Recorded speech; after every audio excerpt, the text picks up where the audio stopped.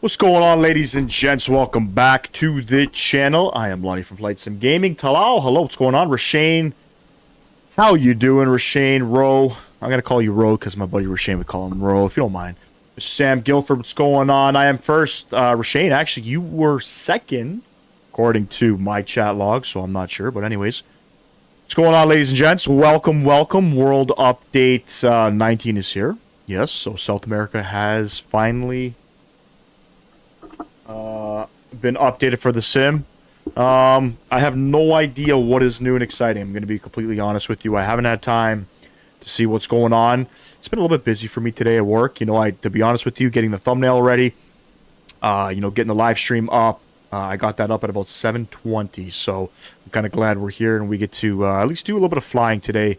I'm not on VATSIM today. You know, we're in Brazil. I don't typically fly in Brazil, so I don't want to. I have no patience today to be, to get yelled at on VATSIM, so we'll save that for a rainy day, you know what I'm saying? But, we're going to be doing some flying out here, just, kind of see what's going on. This airport here that we're at, Santos Dumont in Rio de Janeiro, is the handcrafted Santos Dumont that came with the world update. So everybody gets a copy of this. I'm going to be completely honest with you. I much prefer the Paul Ricardo version rather than this one. And obviously the Paul Ricardo version is the best one. There's also, I think, a Tropical Sim one. I don't recommend that one at all. We're flying into Sao Paulo, and it's going to be, it's not the regular Sao Paulo. It's going to be the, I don't even know how to pronounce it. Congonhas? I'm not sure. I apologize. My Spanish, my Portuguese is not that great. It's not the major airport. It's the other one. I don't know what you would call it, their second airport or whatever. It's basically right beside their, the main airport, but it's better scenery than the other ones. That's why we decided to fly with that one. Also, developers Paul Ricardo, believe it or not. So, if you guys didn't know, he had all his scenery was on sale 50% off, man. I'm telling you, and his stuff is fantastic. Also, Paul Ricardo's Santos Dumont scenery, if I'm not mistaken, comes with the downtown area of Santos Dumont as well. So. I do own that scenery, but I did take it out just to see what, World Update 19 has to offer. It's been a long time. It's been, if I'm not mistaken, it's been delayed twice now. So kind of a little bit disappointed for that, but I think it's going to be worth it. Like I said, change logs, patch notes, all that. I got no idea what's in store. What I think I'll do, probably after the stream, I'll probably post something in the Discord just to kind of give a rundown and see what's been changed and whatnot. Not going to really talk about it on stream because, like I said, I don't know. I have a little bit of time to spare, not much, just because I'm getting home from work a little bit late, but we are doing a return leg back into Santos Dumont. How can we not fly back into this airport, right? So 2 short flights. I think they're about 50 minutes long. Not overly long, probably about 300 miles. We're operating in the Fenix A319 with TAM today. Should be fun. Should be fun. By the way, in that thumbnail picture on that practice landing, I smashed it down. So, Mr. Sam Guilford, brace, brace, brace. It's gonna be a fun one. Hopefully the weather holds up. So, and you can see the, I think the Christ is up there, isn't he? I think you guys can see that. A lot of POIs and things like that. So, it should be a good live stream. Like I said, no VATSIM, no say intentions. We're just gonna kind of mellow out here and see what there is to offer for World Update 19. And, hopefully some other world updates coming along the way. Hopefully maybe India one day. Africa gets redone, you know what I'm saying? So, and obviously Asia. Asia hasn't been touched yet, but finally a good South America. They've also done parts of Guyana and French Guyana. And I believe Brazil. So, we'll probably fly up into Soca. I don't know what flights are coming out of Soca up in the French Guyana there. I don't know if there's any domestic flights or anything like that. It might just be one flight, but it should be fun. Never a dull moment when you fly the Airbus. Hey, appreciate that. Yeah, it should be fun. It should be fun. It's not 2024 physics, so again, something I gotta get used to. I've done no flying since the live stream on Sunday. I'll try to make the best of it. But anyways, ladies and gents, let's jump inside the cockpit. Let's get this thing rocking and rolling. And right off the hop, you can see the jetway does not connect properly. I don't know if that's a GSX thing. Or I probably have to fix the airport layout. Let me get my sounds up here. But again, this is right fresh out of the box, as you would see after doing the update. And it's like an 11 gig update. So it's relatively small, believe it or not, considering, South America's pretty big. We're not flying live time. The weather's not great. The weather's not great in Sao Paulo as well. But I'm excited, you know, see if we get some passengers coming down there as we look through the jetway, and you know, I don't know what to say about that. Again, handcrafted Santos Dumont. If you don't have Paul Ricardo's Santos Dumont, it's a decent alternative. It's, in my opinion, better than Tropical Sim. So 104 passengers, there we go. We got about 1,600 kilograms of fuel and about 5,000 kg of, sorry, 1,500 kg of cargo, 5,000 of fuel. Are we doing the boarding? Yes, we're doing the boarding. Beautiful. AOC menu.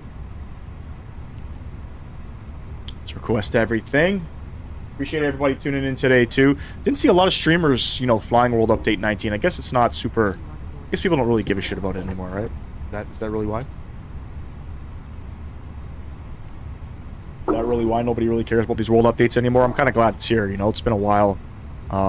We don't do much flying in Brazil, but it gives everybody a reason to fly out here. And call sign today's TAM 3943, World flight.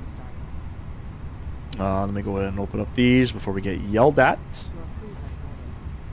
So TAM 3943. That's our flight number today. Cost index is 15 on this flight. We're cruising up to 36,000. So probably just going to get up to cruise and then start descending on down. IRS should be aligned. Beautiful. Come over to the fuel init. And we'll come back to the mass and balance. We'll send that off. We'll send that off. Success. And there we have it. We are planning to depart off of 20 left. I don't think they use 20 right here in Santos Dumont. I'm not sure, to be honest. But I do know it's sort of like a circle to land. It's an RNAV approach. We won't have to worry about, I mean, unless there's some weather issues, but we won't have to worry about an offset Loke. You guys weren't there in the last live stream. It's pretty entertaining, to say the least. And we are going to be on the EVO Cox 1 Foxtrot departure on the Naxop transition. And Sao Paulo, we are going to plan I think it's the ILS 17 right approach. Pull up my charts here. Let me see what we have for options coming in here. So,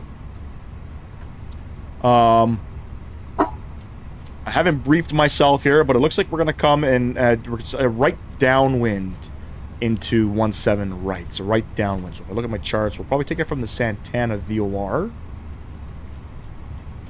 We should probably take it from the Santana VOR. I'll just put it like that. So we'll do the ILS Yankee 17 right approach. And it's, like I said, it's going to be on the...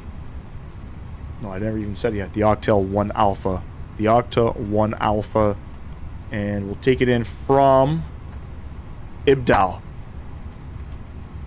And that should be all our waypoints plugged in. It's the Fenix. We don't have to really worry about flight plans and making sure everything's all plugged in there. At least we don't have to on Flight Sim Gaming's channel, you know what I'm saying? Load up everything, load up the weather, let's calculate. There's our speeds. Very low, very slow. Sorry. Yeah, not very slow. Low speeds, short runway. It's like 3,000 feet or something like that. Flaps 2 departure. Send that off. We'll get all of that plugged in there. Beautiful.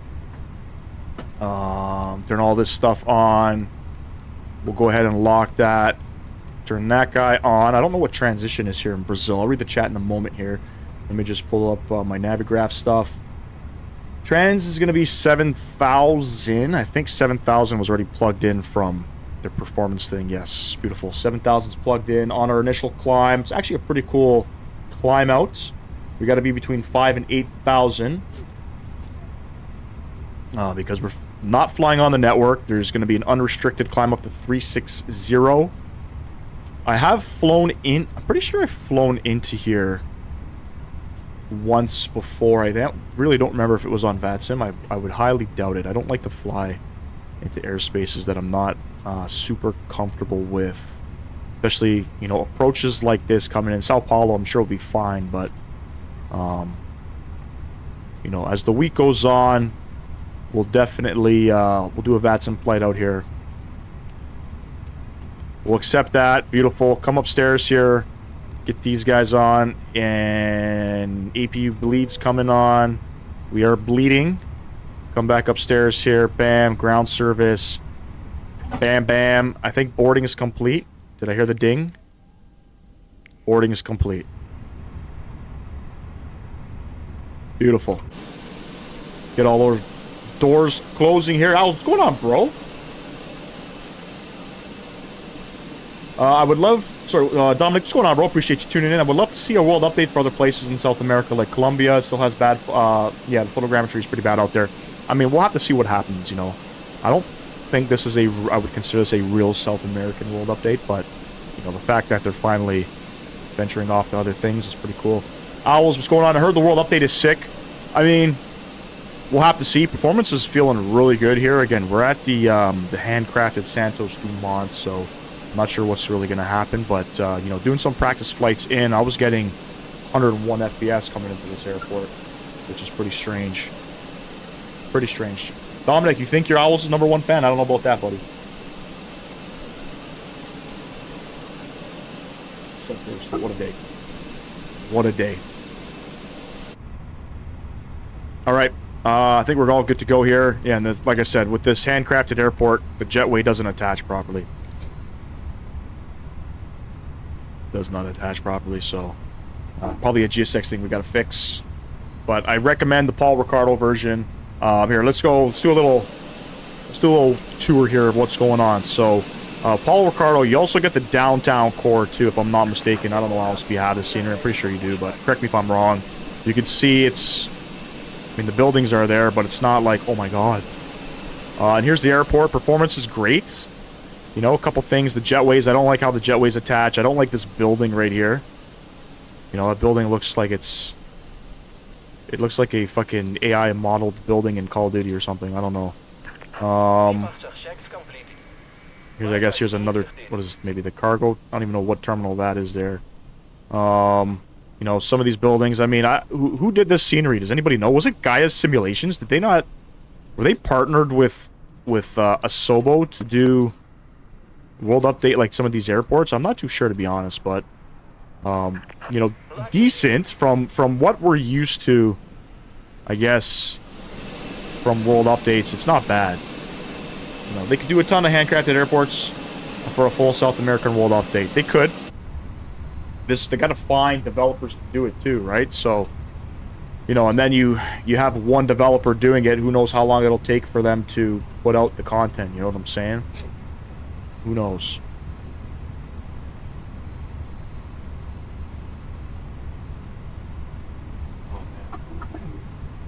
Alright, quick edit pushback. I got no idea where we're going here. I think runway 20 left is down that way. So we're not going to taxi out into the grass. Let's come over here. Let's get up here. We'll spin her around. I'm always excited for these world updates, you know what I'm saying? So, you know, some are better than others. Like I said, I think the African one was probably one of the worst ones in my opinion. Definitely got to redo Africa. And, you know, I don't know how many more times you can do the United States or the UK. Alright. Engine start switch, engine number 2. I don't know the keybind. Beautiful.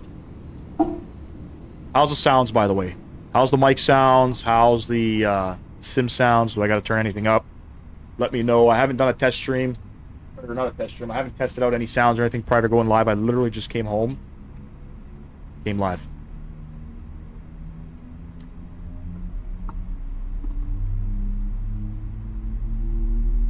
The reason why I'm asking about the sim sounds is because I have my headphones, you know, at a specific volume, so I just want to make sure, you know, it's okay in the stream.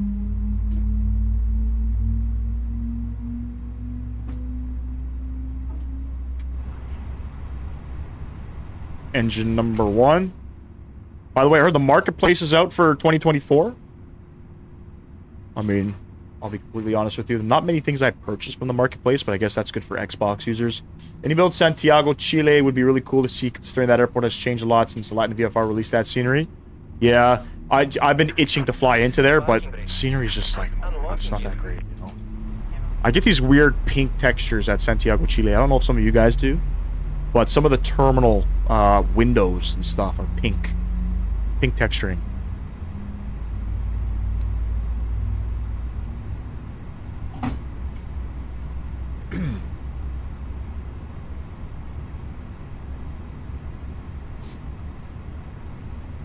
All right, 2 good engines.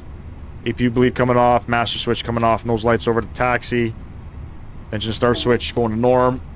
We are flaps 2. We'll arm those ground spoilers, and we are trimming. We're trimming up 0.4.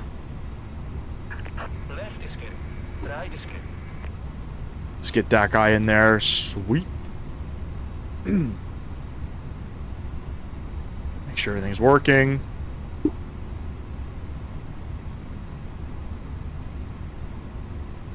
Good stuff. Good stuff.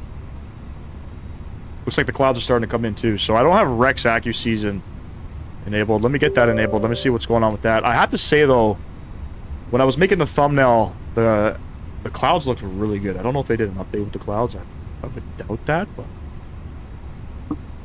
are we good to go? Parker brake coming off. Let's keep going.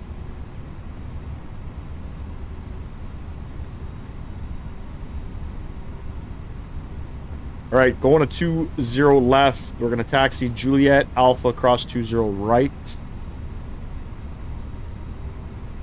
Bing, bang, boom. Bing, bang, boom. If you haven't done so, ladies and gents, smash down that thumbs up button for me. You got a spare one, I'd greatly appreciate that. Always helps the channel. Helps everybody out, whether you're, you know, tuned into my stream or anybody else's stream. Just, you know, hop in, drop a like.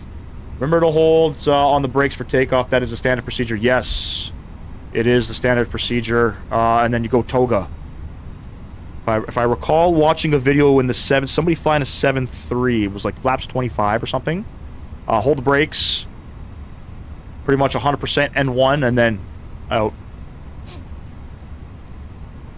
Again, this is Flight Sim Gaming, so we'll see what happens. Appreciate everybody tuning in, you know. We are now taxiing to runway 20 left. Don't forget to put your seatbelts on. If you need to, close the windows. If you don't want to see some things happening outside, you know what I'm saying? And takeoff config is normal. I don't even know what taxiway are we on now, dude. I felt like Juliet was a straight. Maybe not.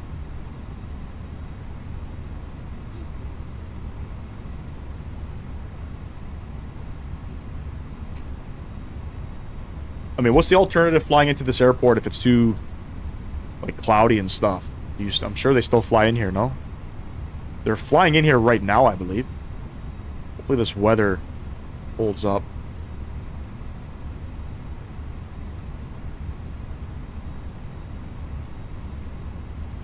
We're going to plan the, I think it's the RNAV uniform approach coming in. That seems to be the one that works well. Shit, let me confirm. Is it a flaps 2 departure or flaps 3? It's a flaps 2, alright. A little bit of extra flaps, get a little bit of lift, you know. Short runway. It's exactly 4,341 feet long. Not looking for a butter when you're coming into Santos Dumont. You really want to hit the numbers. You want to hit it firm. Auto brakes on medium, not max. Speaking about max, Formula 1 starting on Sunday. I can't wait. Can't wait. I'm a big Formula 1 fan. Sunday's live stream might be delayed a little bit just because they're racing in Australia this weekend. So, you know, the time zone difference. They're racing in Australia. It's probably, I feel like it's a 1 a.m. start for us.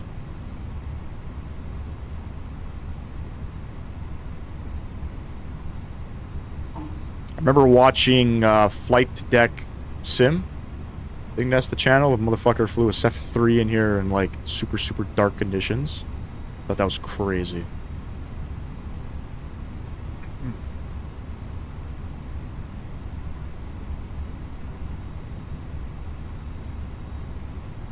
So again, don't know if they use 20 right. I'm not sure if this runway's active or not. If you guys have any idea, let me know. Because I got no idea. Stream yourself watching it on Discord or something. Say what? Sorry, what do you mean?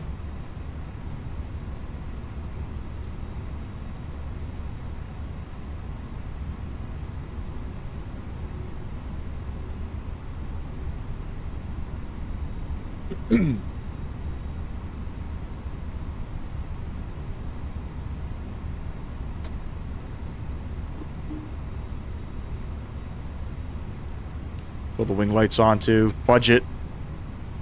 Know what I'm saying? Beautiful. Alright. I'm gonna give it as much as I can. The race. Oh, the race. I like to watch it live, man. I love to watch it live. Let's get as much runway as we can here. And it's supposed to rain in Australia too, so that's gonna be a fun race. Alright, ladies and gents, enjoy the departure. It's going to be an interesting one, to say the least. So remember, just like Mr. Sam Guilford said, put on the brakes, short runway, you're literally going to throttle up toga, and then get on out. Alright, chrono button, we'll hit it. Unless you guys want to do it Flight Sim Gaming style, we'll just 40%. Nah, fuck it. Throttle's going up.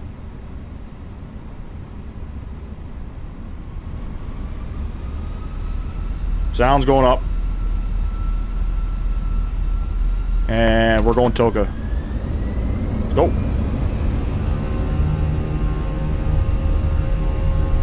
Toga on this one, no flex.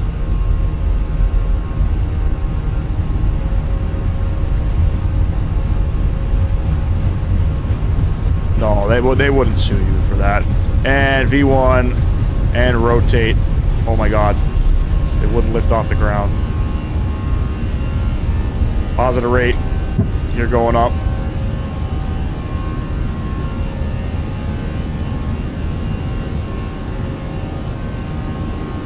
Yeah, no, they wouldn't. I don't think you would get in trouble for streaming that, to be honest with you.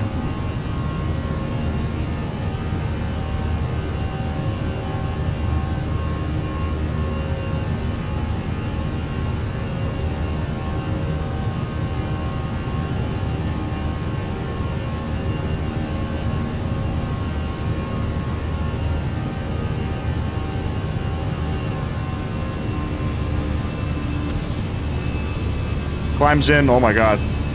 Laps 1. Got a little too quick there with the controls. Not really paying attention here, should probably pay attention.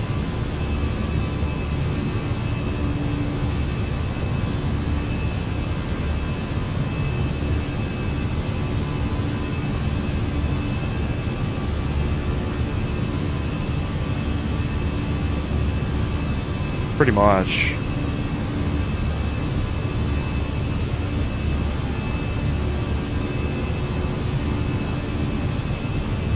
Alright, finally pitching down. We're clear of the mountains here.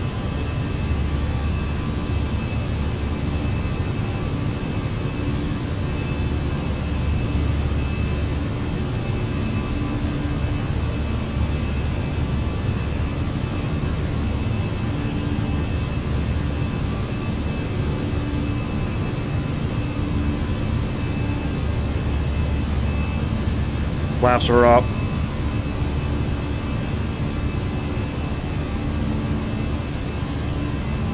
Okay.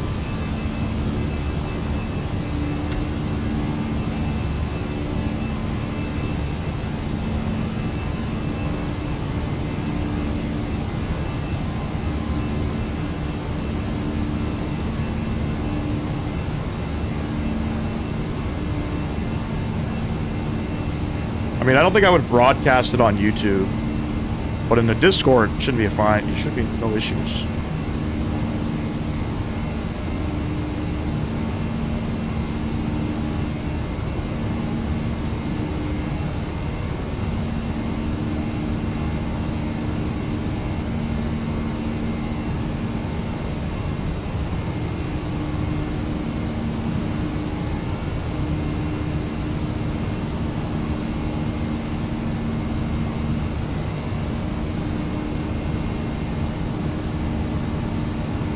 there's 7,000 feet. Transition. Set. And we're climbing out. Autopilot coming on. Don't need to be flying. All right. I apologize. It wasn't the smoothest roll there. I don't know. I wasn't paying attention and I hit the joystick a little too quick. But there we have it. We're up in the air. You know, we can fly in Brazil too. I'm looking forward to seeing your landing back at this airport. I can smell the crash landing. No. Listen, it's a very...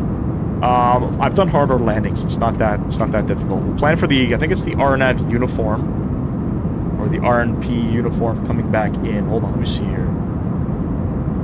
20 left. So we'll do the RNP uniform approach. It's actually really easy to do. Very easy to do. Just fly the... I fly the flight directors. There's 10,000 feet. I fly the flight directors. Very smooth, very simple. Just gotta look out for the pappies. I'm gonna be honest with you though, the pappies at this airport... Hold on, let me turn my sounds on. The pappies at this airport, when you're coming in, once you're finally turned on to final, they'll show 2 whites, 2 reds. And then as you start getting, and you start approaching the actual runway, it just goes 4 whites. So it says you're high and you're not high. So, and it flies the RNAV very well coming into this airport, which is a bonus. But now we'll see what happens. You know what I'm saying? This flight sim gaming. You know what I'm saying? I had a long day at work. You know, we get a little bit of flying out here, and you know, we smash her down. What's a flight sim gaming live stream without a beautiful smasher down butter? I call it a smasher down butter. You know what I mean? So in the thumbnail, I did 2 practice landings. The first one was a the thumbnail photo for the live stream was a butter minus 193. It might actually show here. No, that wasn't the landing. It was a minus 193. But the first initial one was a super smasher, just because I didn't know the pappies. And again, short flight.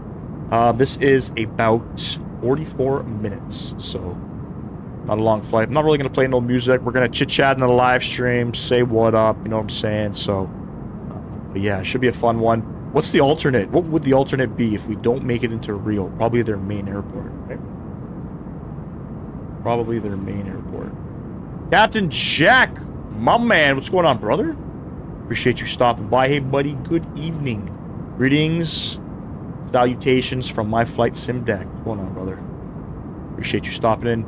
If you guys are in the chat, go ahead and say what up to Captain Jack. I believe he's live right now. Captain Jack, where are you flying, man? I'll pull you up on stream in a little bit.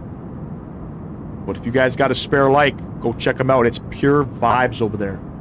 Captain Jack does not monetize his channel, and he plays the best music. The best. And he's an old disc jockey. Worked at a radio station. I was listening to him, and I'm like, fuck, this guy, he's really good on the mic. Or maybe you should go work in radio. And then he answered somebody else's question, and he did it for a long time. So always good times over there.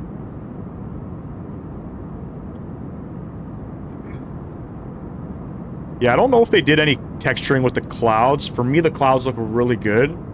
I don't know if that's the case, you know what I'm saying? But I don't know.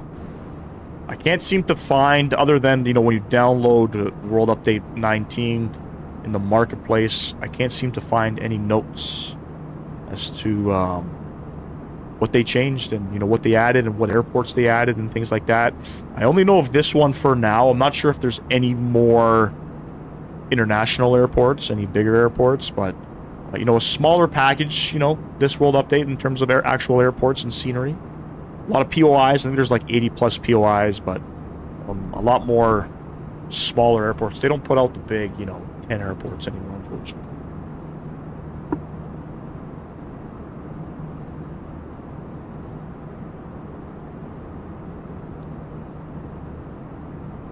And don't forget, I believe SimCFI is also live too, so you got another spare like. Go ahead and check him out. He's flying the RJ.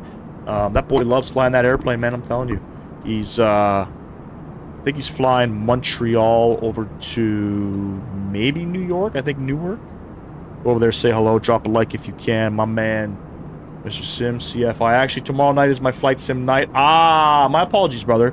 Just hanging in the sim cockpit. Actually working on a couple of improvements tonight. Live stream tomorrow night, 6:30 p.m. Mountain Time. Well, I'll be sure to catch you. So 6:30 p.m. Mountain Time. That's about, if I do my maths, it's about 8:30 p.m. I should be able to hop on and see what's going on, man. Yes, sir. Yes, sir. Love the rock and roll, man. Love that you're, you know, you're not big with the monetization thing, and you kind of just do your own thing. A lot of streamers are scared to play that kind of music, right? Because they don't want to get demonetized. But you know, you were when I tuned in that night, you were playing some wicked music. Like number 4, I appreciate you. Thank you very much, man. Yeah, we're just checking out World Update 19, Brazil, South America, whatever you want to call it, just to see what's going on. And you know, not much to see, obviously, because we're up in the clouds, but. You know, good update, a small update, actually. No, I was going to say a big update, but it's 10 gigs. 10 gigs, which is not bad. It did like a 1 gig update when you initially load the simulator, but when you go to your... when you go to the marketplace to download the world update, it's pretty small. 10 gigs. Not too terrible, not too shabby, to say the least. Apologies. Always working even when you're not working.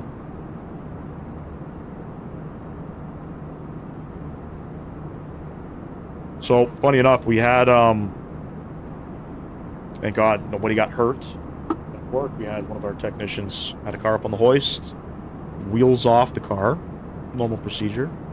I'll be completely honest. You know, if you're an automotive technician, you can probably chime in this, but not a lot of technicians put the hoist down on the locks. You know, we should be, but anyway, car never fell off the hoist, but the hoist came down by itself, which is not good. Thank God nobody was under it. It didn't come down quick, didn't slam down. I've never seen that before. I've never seen a hoist just fall right from the top, just like lowered down, like somebody was pushing the button. But pretty scary moment. We got the hoist guys coming out. Yeah, I just do this for the love and fun of it. Never gonna monetize, just have fun and introduce some of that good stuff that today's generation maybe hasn't heard. And what radio used to be. Yeah, no, it's, you know, people talking on the radio nowadays don't sound like you do, that's for damn sure. Most definitely the music itself, man. It's a new time, you know, new generation. They don't make music like they used to. I wasn't around for that kind of music, you know. I'm young. I'm only 32 years old, but you know, growing up on classic rock, Steve Miller Band, you know, you're playing some Steve Miller Band. You know, grew up on the Rolling Stones, my mom's favorite band. My personal favorite band, Guns N' Roses. You know, I listen to classic rock from time to time. I like all, you know, different genres of music. You know, hip hop, rap. I do like hip hop and rap, but some of the older stuff, soca music. I love soca music, dancehall music. But yeah, the classic rock stuff I grew up on. I had my phase, you know, when I was younger. I had a good, you know, a couple guitars. Used to play some good music, that kind of stuff. Kind of grew out of it, you know, but pretty cool that you're playing all that music, bro. That's bringing back some damn memories, let me tell you. Steve Miller Band was my dad's favorite band. So it's the only real thing I really remember about him. I don't really know my dad, you know. Him not really being around, but Steve Miller Band, I actually still have the CD. Hey, okay, perfect, yes. That'd be pretty cool. Guns N' Roses are fantastic.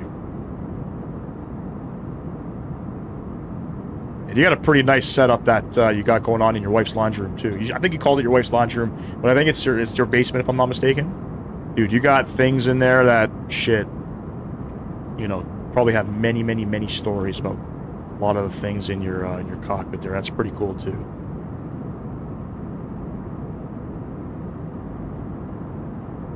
Appreciate what you're doing, Captain Jack. Keep up with the live streaming. You got some good content over there, that's for damn sure. Alright, we're still climbing. We're going up to 36,000, I think. Yeah, another 8,000 feet. Paradise City, one of my favorites. Obviously, you know, Sweet Child of Mine. I like their rendition of Knocking on Heaven's Door. And then, you know, you get into some of their Use Your Illusion stuff, you know what I mean? November Rain, Garden of Eden. I think it's Garden of Eden or something like that. Coma's a good song. Yeah, it's okay. Hey, listen, I'm I'm in my laundry room, my actual laundry room. We don't have a basement in the townhouse. It's 3 floors. The main floor, when you walk in, just has the laundry room. Then you got to walk upstairs to the main floor. So I'm in my laundry room under my stairs, believe it or not. It's the only space I have. There's no space here. You know what I'm saying? Anytime, Captain Jack, anytime. Top of descent's coming up real quick. I think that's top of descent right there. So let's come over to the perf in it. We can go ahead and start planning. Top of descent showing 31 miles. We're literally getting up to cruise and dropping back down. That's how short this flight is. But anyway, in Sao Paulo, the winds are 090 at 5, which means... Hold on. Are they landing on 17? They are landing on 17 right. Okay, I don't have to worry about changing that up. So we are programmed for 17 right, but the QNH is 1022. Temperature 22. The winds are 090 at 5. Beautiful conditions for a smasher. Trans out, we'll keep it 7,000. And we're planning 17 right coming into Sao Paulo. I don't know how to pronounce it. It's not the main airport. It's Sierra Bravo, Sierra Papa. The airport iCal. Let's go ahead and plug some stuff in here. We're doing the ILS Yankee. Minimum's 2790. So actually high elevation. Had no idea. I mean, I guess certain parts of Brazil, yes. Had no idea Sao Paulo, being so close to the water, was that high up in elevation. Sierra Bravo, Sierra Papa, 17 right. Plug that in. We're plugging our fixes here. It's going to be vectors to final, if I'm not mistaken. And top of drop, literally any momento.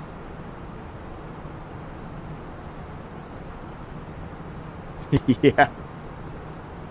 Yep, exactly. Let me try to pronounce this here. Let me try to butcher myself. Congonhas.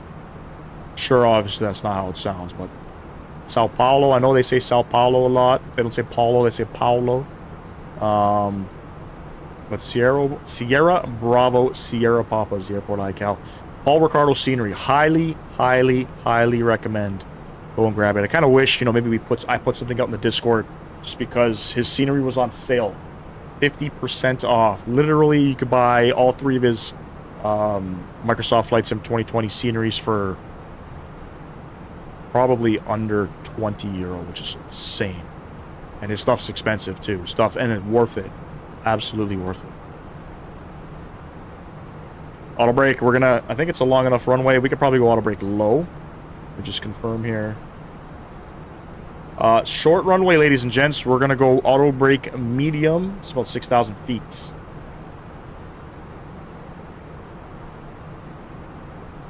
Let me see, is there any VATSIM on? Oh, there is VATSIM on. Departing and arriving 3-5 left. Whoa, whoa, whoa, whoa, whoa, whoa, whoa, whoa.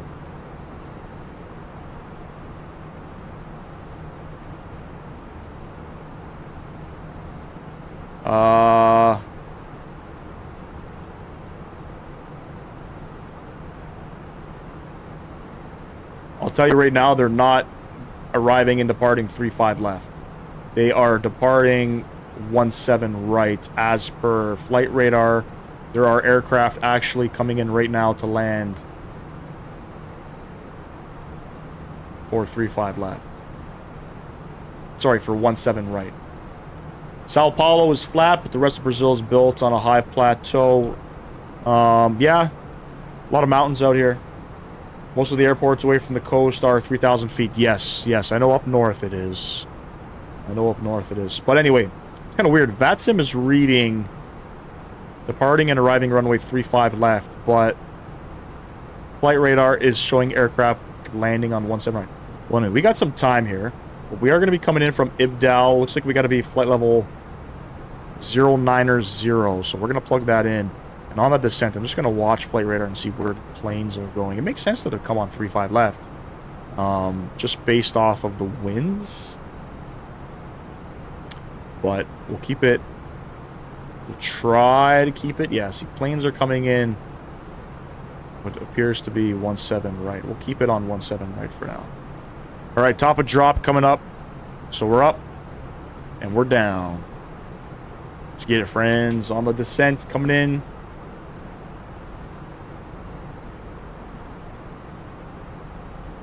And if we got to change runways, we'll change runways. At the very least, I mean, we can just, we'll vector ourselves around. We're not on any network. But anyway, here we go. We're on the Ogtal 1 Alpha RNAV arrival, coming in from Ibdal. We're going to be at 9,000 feet as we come off of the coast here. And then it's a right downwind, vector ourselves for final. And we're probably going to come in from Santana. I'm not too sure, from the Santana VOR. The wind's 090 at 5. Few clouds at 600, scattered at 800, overcast at 7,000. It's raining. The conditions aren't that great coming in. Altimeter 1022.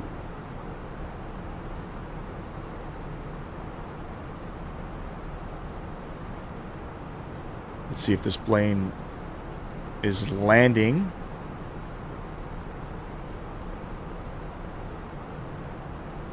I would figure VATSIM would almost be as consistent with flight radar in terms of departing and arriving runways.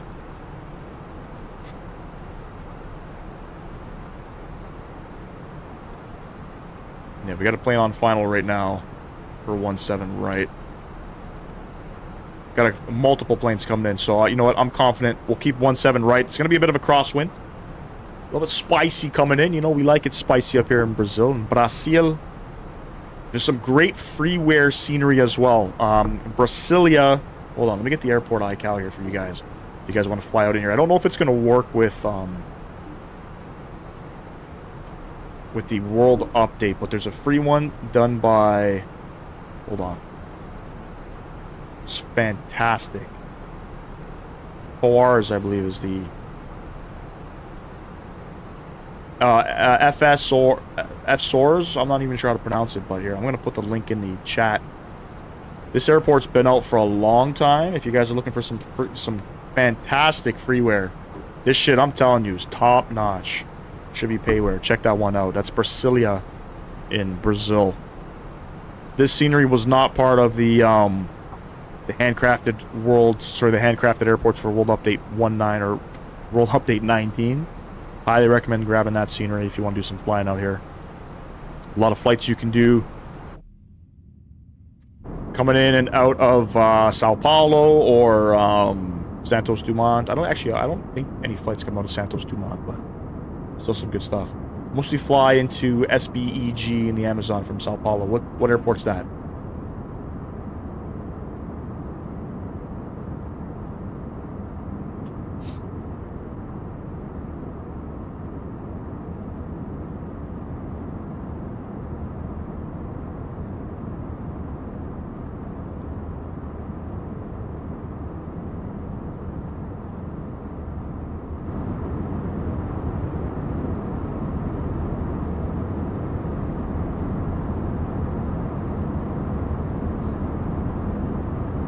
It would be cool to go back up to French Guiana again, but maybe for some GA flying. Manaz? Is there scenery for that?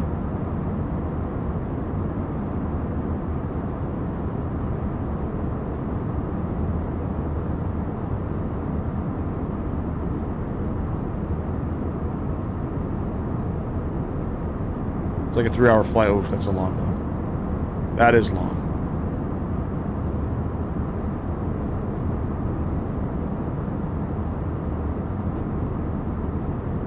Let's see how the photogrammetry looks. So far, I mean, up at 30,000 feet, it looks decent.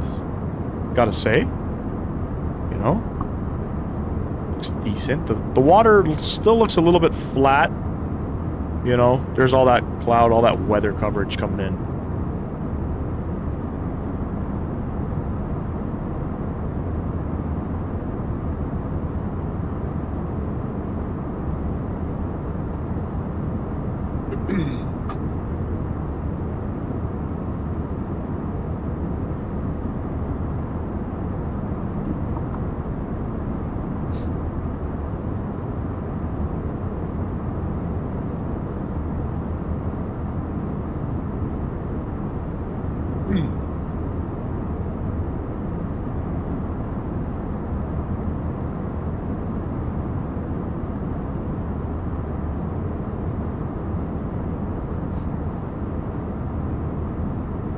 you guys expecting with these world updates? What's like one of the things you guys are looking forward to the most when it comes to these updates?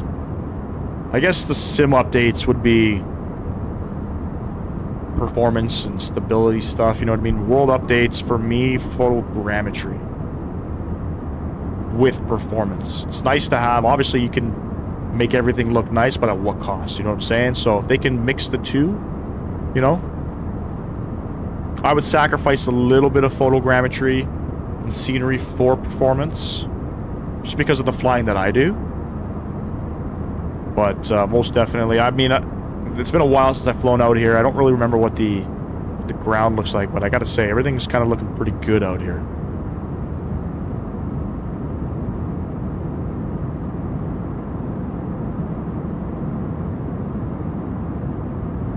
How does it look on stream? Give me 1 sec, ladies and gents. I'm gonna take this phone call. 1 sec.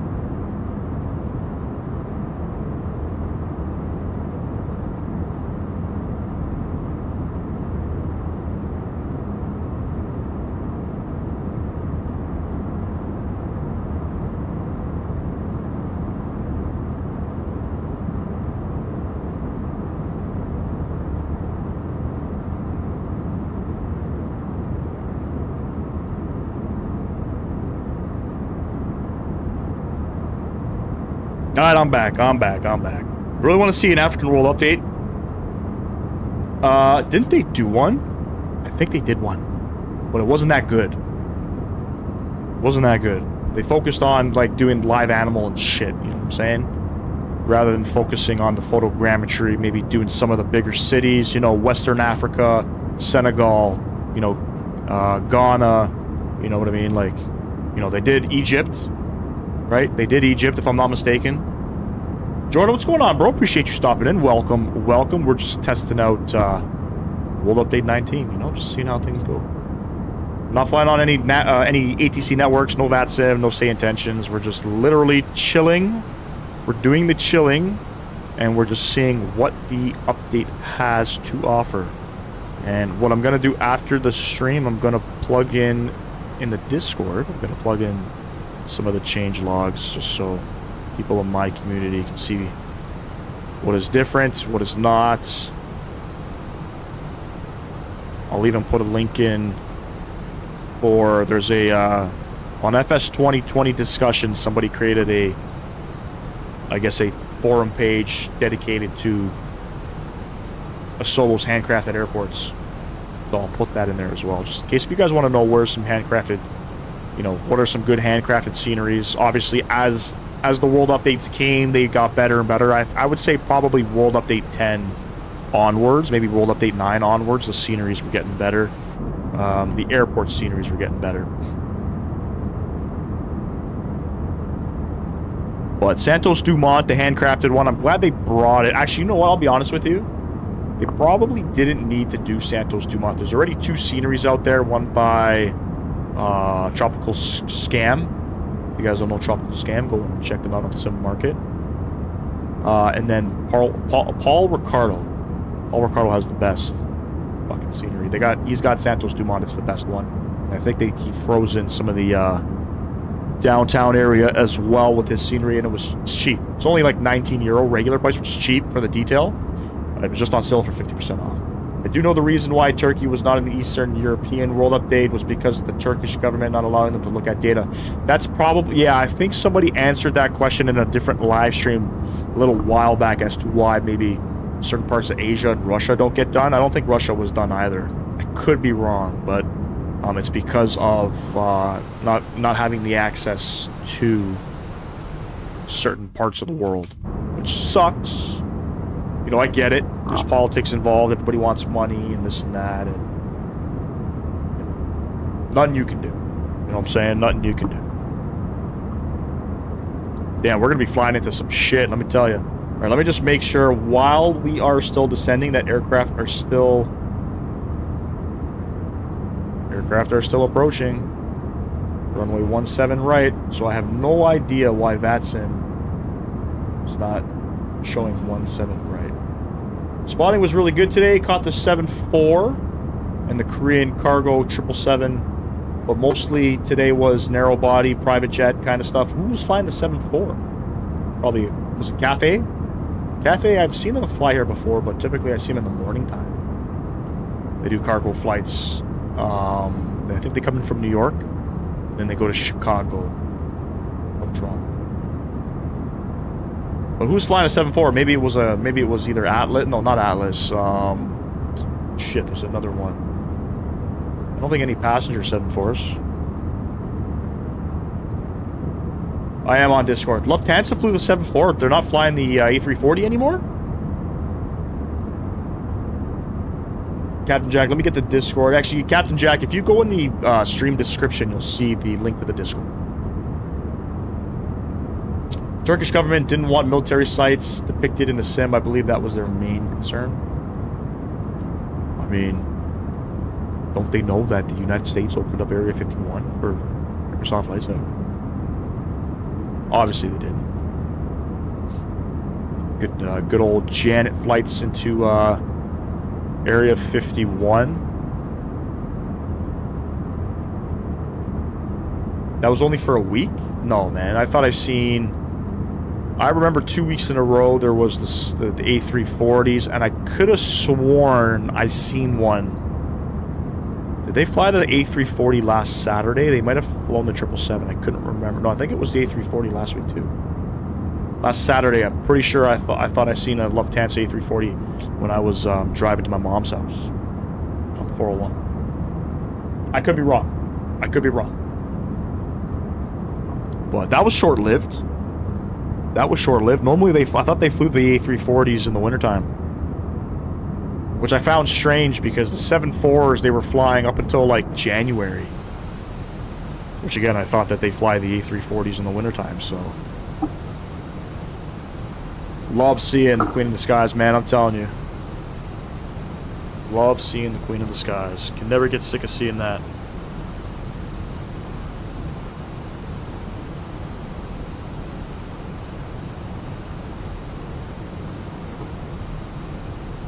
Alright, let's have a look. Oh, yes. Beautiful. Brazil. You guys watch, Philip, is it Philip Noel? Philip Noel? No, what's his name? Hold on.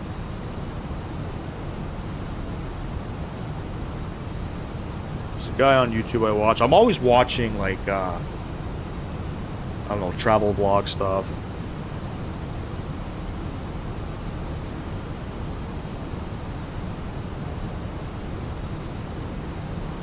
It might not be Philip Noel. It might be somebody. It is Noel Phillips. Noel Phillips.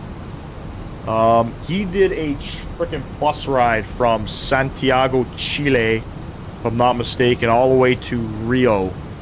It was like a 5-day journey. Crazy.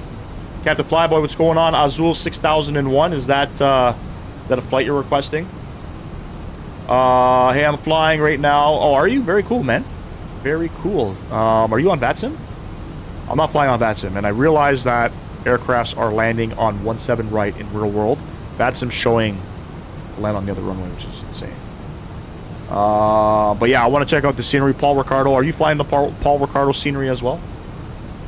They do bring it occasionally, but summer and spring service for Luft is the 350, and fall into winter is a 7-4 with the occasional 340. That's weird. So, like, did they just, like, mix up? Maybe the 350 was in service last summer? Because I'm pretty sure all summer it was 7.4. Yeah, Noel Phillip. Love that guy. That guy took a 5-day bus ride across Brazil. It's crazy. Crazy.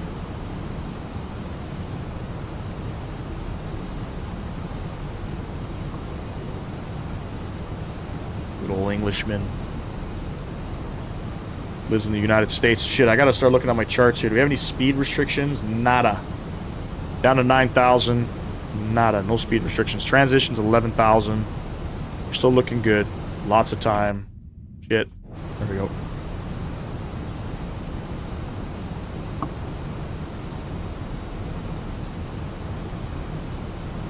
And you can see some of the mountains almost right off the coast coming into Sao Paulo. Now we understand why minimums are like 3,000 feet. And yes, if you haven't done so, Nightbot is urging, if you guys have a spare like, please, please, please drop one for me if you can. You don't have to. It's not required. It's not a, just a recommendation. It's a free recommendation. Helps out the channel. Yes, we are also live Tuesdays, Thursdays, and Sundays. So this is my short week at work. I don't know if I'm going live on Friday. It's obviously March break for my kids. They're home with my with their mother this week. But you know, Friday being off of work, it's a natural off day for me. I'm sure she'll probably want to go into the office. So I don't know what's planned. I'm probably not going to go live Friday. Again. We also got a 330 go around. Oh, that's cool. Like, you actually spotted a 330 go around? That's pretty freaking cool, man.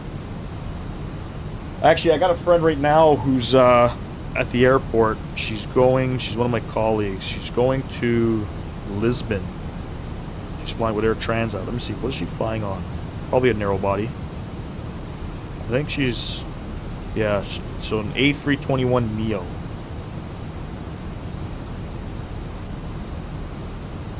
A321. Captain Jack, I just got your Discord message. I most definitely will, brother. Appreciate you hopping into Discord there, brother.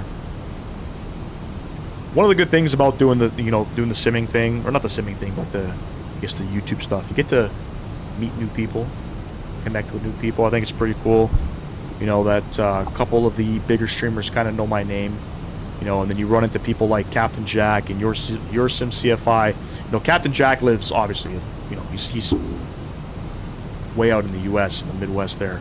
But Sim CFI, he's local to me. Simple takeoffs, some good buddies of mine. I get a chance to go grab a bite with these guys. Yeah, me and Julian were there, but he caught the vid. I watched it. Is he okay? You should probably post that in the Discord, man. I'd like to see that. Are you guys doing like YouTube with these plane spotting things? I know you've posted a couple things in the Discord before, but you guys should probably post some stuff on YouTube.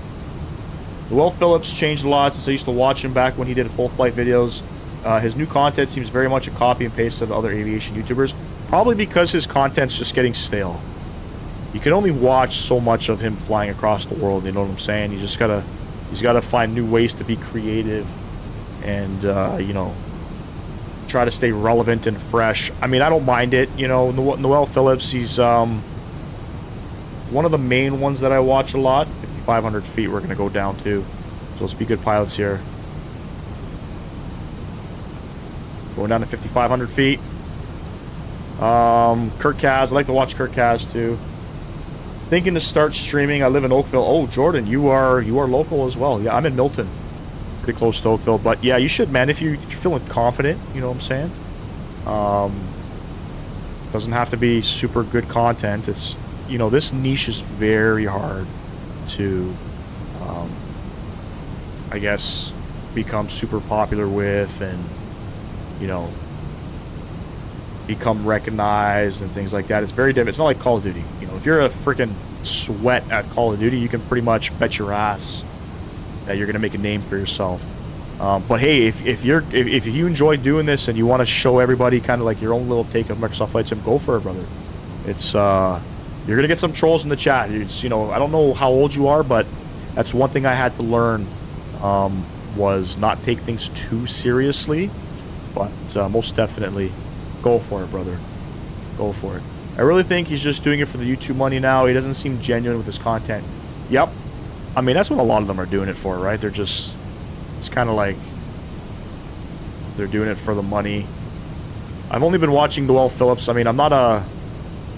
You know, I haven't watched him back in his previous years. I started watching him probably about a year ago. Oh, we're the same age, bro. We're the same age, yeah. Fuck the trolls, man. You get all these backseat pilots that think they know what they're doing and this and that, yet, you know, no offense. They don't post any content and you can't really rate their stuff, you know what I'm saying? Go for it, brother. Even if you just put out some videos, if you do some YouTube shorts, if you hop on the TikTok. I don't know much about the TikTok stuff. Owls would be somebody you should connect with. Owls on YouTube. He does a lot of TikTok stuff, but go for it, brother. Sky's the limit when it comes to shit like this. Okay, we're probably going to do a massive descent now, because I can see we're not getting vectored on in. We are clearly not getting vectored on in. Do I have any speed restrictions coming in on the approach? Nada. So, what that means is, let's set our altimeter. 1022. And flaps 1. And we'll go manage speed here.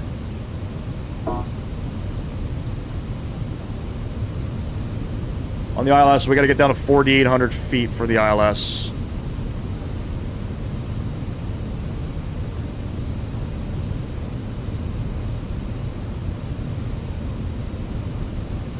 A little spicy coming in, ladies and gents, but look at that. Oof.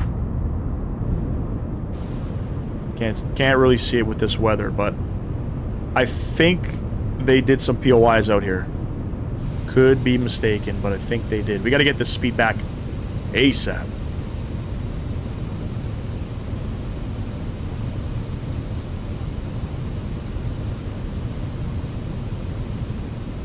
Looks like we got to be at what does that say, 180? As we turn to final, 160. Might be a bit of a stretch. You said you guys like to eat. Should come to one of my restaurants I oversee. The executive chef. Catch hospitality. Our new one is Hamilton. Ciao Bella is a must. Bro, hit me up in the Discord. I am down. Timothy, what's going on, bro? Hit me up in the Discord. And, you know what? Maybe me and SimCFI, maybe some takeoffs, we can, SimCFI is always trying to plan shit, you know, when it comes to eating. Timothy, I appreciate you liking it, man. Welcome, welcome. You're new here. Get that speed coming down. We're going to go flaps 2. Keep it coming back. Catch hospitality. Is that, what kind of food do you do? Obviously, ciao bella, I'm sure, is probably Italian food. I'm Italian, so can never get enough of it. Look at this. Look at the photogrammetry. Doesn't this look pretty cool? Yeah, hit me up for sure, man. I'm down. Ground spoilers. Armed.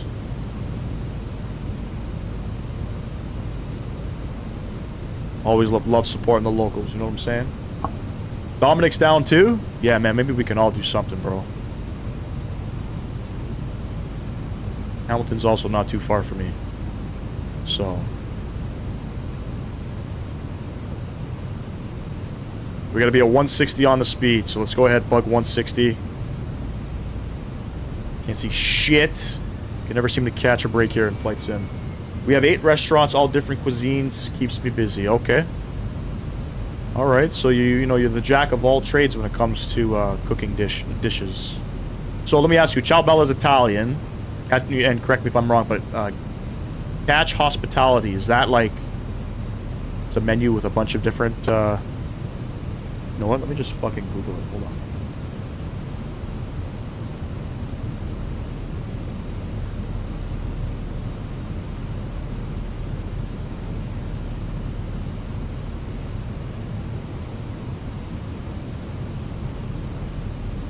Wait, Catch Hospitality Group. Oh, okay. Wait, it's not an actual restaurant name.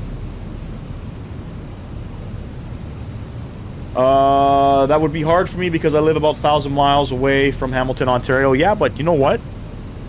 You know what? You should come out. Alright, I think we're going to be turning now. Here we go. Let's hit that Loke. Let's hit that approach button.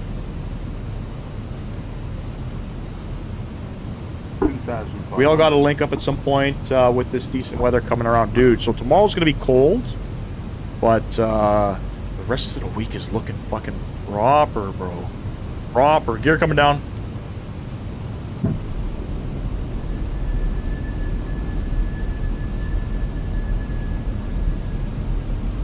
I'll be honest, Jordan, the one thing I wish I learned how to do, you're probably gonna chew my ass out for this, but I don't cook, man. I don't cook, and I wish I learned how to cook. It's the one thing I wish I knew how to do, because obviously you need to eat to fucking live. You know what I'm saying? I can live off of pizza, you know, but I wish I learned how to cook, bro. Big ups to you for being, what'd you say you are? You're an executive chef. Runway turns coming on, wing lights, nose lights over to takeoff. Sorry, takeoff. We're gear down, 3 green, flaps are full. Let's see what's gonna go on. You're gonna guess a 152. That would be the most expensive drive for dinner, but hey, it could be worth it. You ever see those guys that just hop in a private jet and then fucking, you know, go grab a burger somewhere, you know what I'm saying? What's going on, SimCFI? Have a good landing, bro. Look at this, man. We're coming over top of... Yeah, this is definitely photogrammetry, if I'm not mistaken. I don't know. But the weather is not looking too good, man. Shit, let me see. Is this going to be a offset Loke coming in here? Mr. Sam Guilford? There? I don't think it's an offset Loke. I don't think it is. Would be interesting if it was, though. And let me zoom in on this guy here. Beautiful. Ladies and gents, enjoy the arrival. I wish we had something to see. It's a lot of hours. It is, man. It is. But it's worth it, bro. I mean, I got 2 kids, man. It's the one thing I wish. I mean, I get it. I provide for the family. I'm great at fixing cars, man. If you ever need your car fixed, hit me up. I'm a shop foreman at a Honda dealership, but used to specialize in Volvo. Look at the fucking city, bruh. I wish we were able to see all this. That's fucking cool. Alright, gotta fly. In college, I lived off of ramen noodles. Ramen noodles are good. Ramen noodles are good.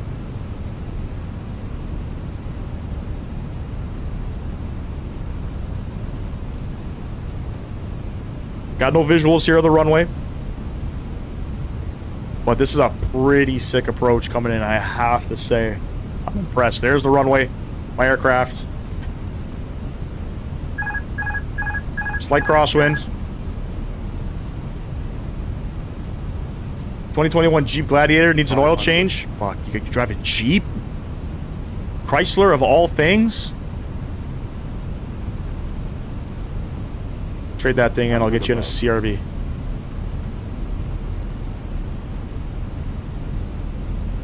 Alright, 2 whites, 2 reds. We're not gonna follow glide. We're gonna follow glide. Get her back down. A little stuttery coming in. We got this. 50, 40, 30, 20, retard. 5. Shit. Reverse coming out.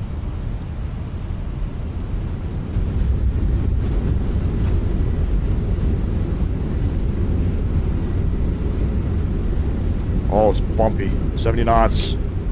Reverser stowed, ladies and gents. Welcome down to... Where are we? Let's get off of these guys.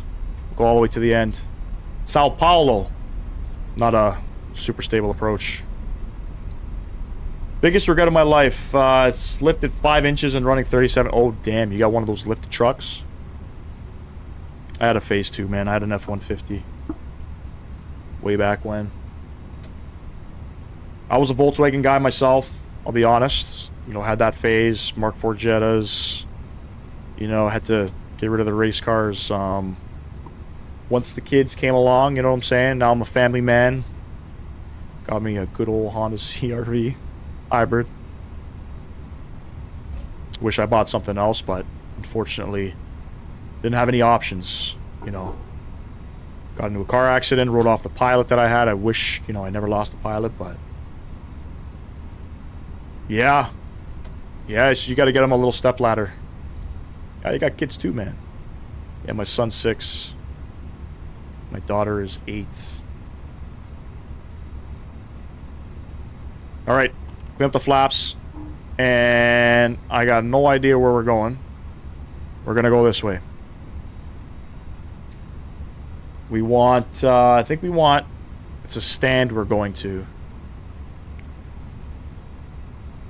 We'll go gate, I think it's 25?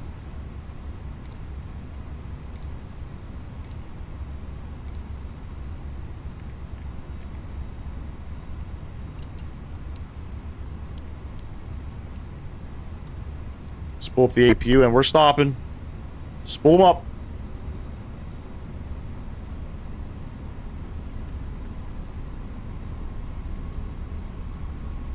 Spool them up. Beautiful. Stop the clock there. Bam. 49 minutes, 54 seconds, 55 on the block. Good stuff. Good stuff. Sam Guilford, you should, maybe we'll, you know, one day we'll come out to Jacksonville. Maybe, we'll see. See what happens. I should be going out to Florida. I haven't heard anything, but we're planned for 2 weeks' time, 3 weeks' time, the end of the month. Just don't know yet.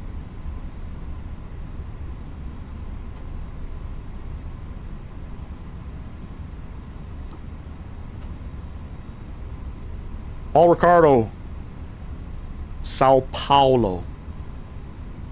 Would be a beautiful approach if it wasn't raining so much.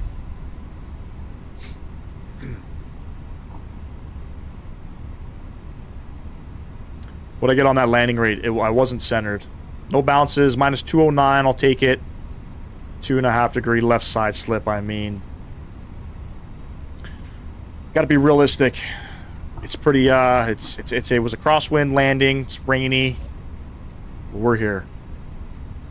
First time coming into the scenery too, so I was a little surprised that, you know, the runway was bumpy and such, but such is life, you know what I'm saying? Alright, we're taking Lima. We're going to make a left onto X-ray. Gets the first one. Apron 3. Why does it say hotel? Is it hotel?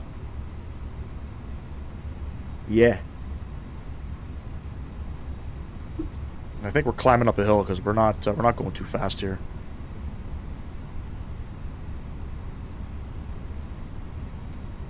Crappy weather though. You guys enjoyed that one, give it a thumbs up. Really appreciate that. Not the best landing, you know what I'm saying? I'll make sure to make it up in Santos Dumont, and don't worry, we'll make sure we get enough fuel in case we gotta do multiple go-arounds. I'm sure it's probably gonna happen.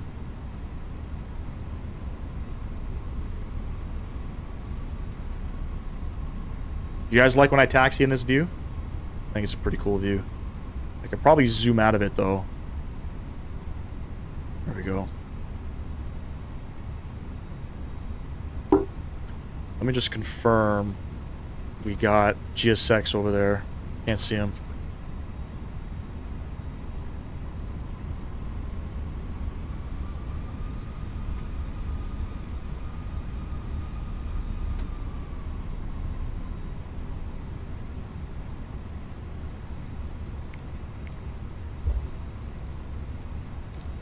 The one.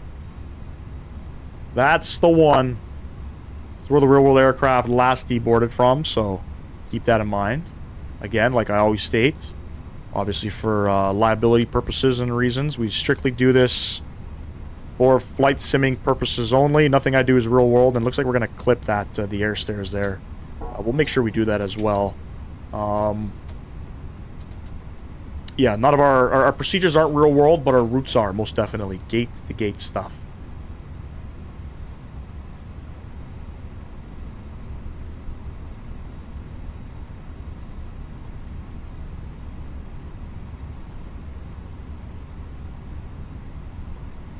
And then obviously, you know, we hope that other streamers are going to be showcasing some of this stuff as well.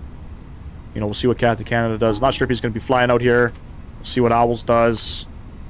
I'd like to see, you know, everybody else kind of chime in on some of these things as well. What gate did I say we're going to? 2-5? I love it. We call that a squatted truck here. No, a squatted truck is... Hold on, what did he say? No, it's lifted 5 inches. A squatted truck, which I think they do mainly in Georgia, if I'm not mistaken, Mr. Sam Guilford. Correct me if I'm wrong. I don't think they're not... You guys are big in Florida with that, but that's where you guys lift the front and then lower the back, which I think looks fucking stupid. I think it's the stupidest thing you can ever fucking see on a truck. But lifted trucks are pretty common here.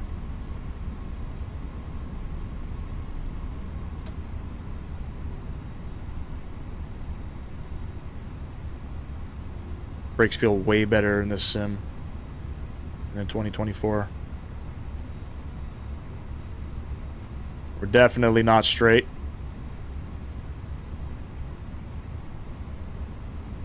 Not in the sea.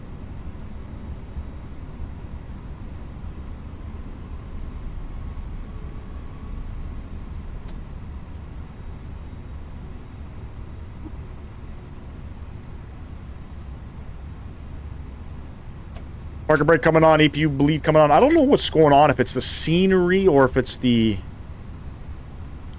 aircraft. I'm just noticing, like, sometimes it's a little difficult to taxi here. Seatbelt lights coming off, APU bleeds on, fuel pumps off. Or you need a lot of thrust. Request deboarding. Damn, shorty. And not the best park job, but hey, you know what? It's all good. It's all good. Beautiful. All right, let's do a little deboarding. We'll get back up in the air over to Santos Dumont. I'll catch y'all uno momento. Just gonna reload up. We're gonna do deboarding. Go from there.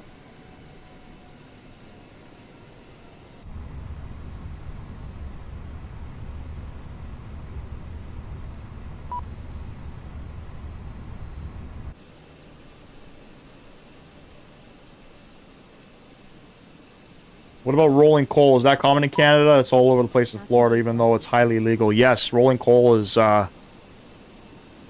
it's a big thing here. Doesn't matter if it's in one of those Duramax freaking trucks, if it's in a, I don't know, what does Ford have? Is it Ford Duramax? I think it's Ford Duramax and it's Dodge Cummins, but, or even a Volkswagen fucking TDI Jetta.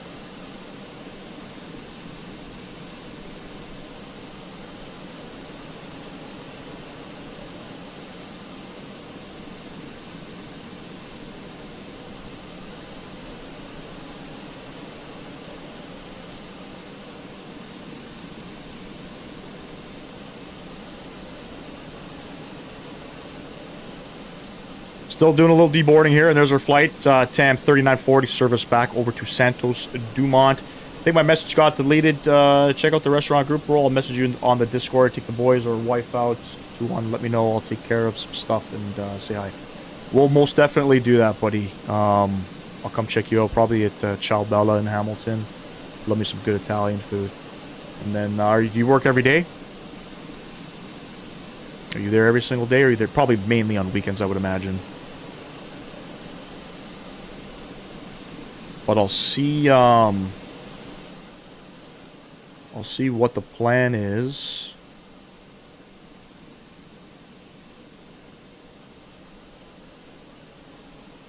Maybe in the next couple weeks or so. Passenger's bus is coming.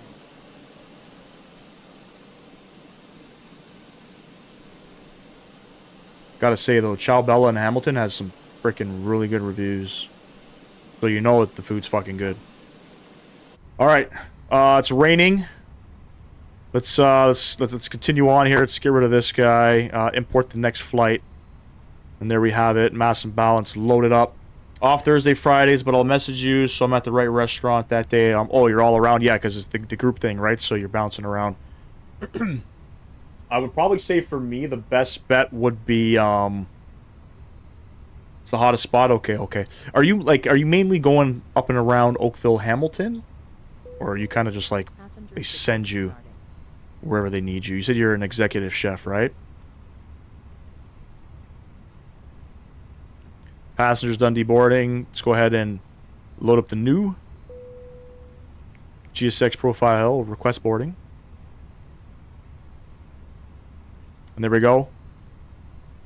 Nope, wrong one. Ah, I see, okay.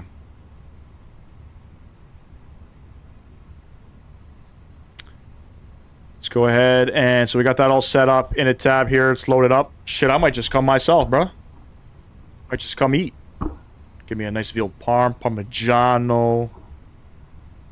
What's my call sign? TAM 3940. You know, I haven't been to a really good Italian restaurant in a hot minute. When I was younger, me and my ex, we used to go to Desserts Plus in Woodbridge. That was one spot we used to go to. There's a place in Mississauga. It's called... Shit, I can't remember. It's like Dundas in the 427. Forgot the name of it. Used to go there a lot. But I lived in Hamilton too, man. I lived in Hamilton in 2015, 2016. Hamilton, for those of you in the chat and you guys don't know about Hamilton, Ontario, yes, it's the armpit of Ontario, which means it smells bad. It smells bad because, you know, it's a big steel city. They make steel there and whatnot, so you can smell that shit when you're driving through. But when it comes to the food, bruh, we went... I don't know, you know, on the Food Network, there used to be a show out there where they were always showcasing different restaurants in Hamilton. Hamilton is the spot to eat, bro. Yeah. She was from Woodbridge, but Desserts Plus, I don't know if they're still around. That was my go-to restaurant for Italian food. But, you know, Hamilton, Ontario, you know, they're known for the mafioso out there, too. I'm sure there's some good Italian food out there. I'm sure you probably run into some out there, too. We don't have to talk about it, you know. Coming out of Sao Paulo, we are planning 17 right. We're not planning, I don't know, again, VATSIM. You guys are landing on the wrong runway if you're flying on VATSIM. Okay, they changed it now. Good stuff. Good job, VATSIM. We're going to be on the Baia 2 Alpha. On the Nibru transition. Plug that in. Coming into Santos Dumont. We are going to plan the RNAV 20 left. The RNAV uniform 20 left on the Asol 1 Charlie. Hold on, let me just make sure all this lines up.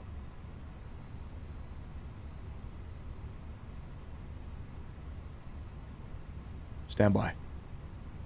Trying to be a good pilot here and reading the information. So we're going to come in on Gillett. Will we get Gillett from here?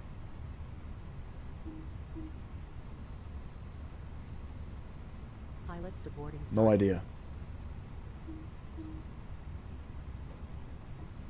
Shit. If you guys heard that, my boss is popping up. Popping off at me. No, nothing. Just replying back. After I messaged him 9 hours ago, because that's how he is, you know what I'm saying? That's how bosses are. But if we're planning 20 left, why are we going this way? That don't make fucking sense. We're gonna come in from the right?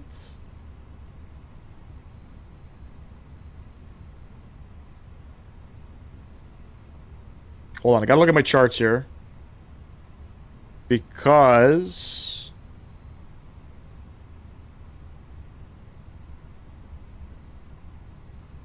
the arrival I want to do is not for this arrival.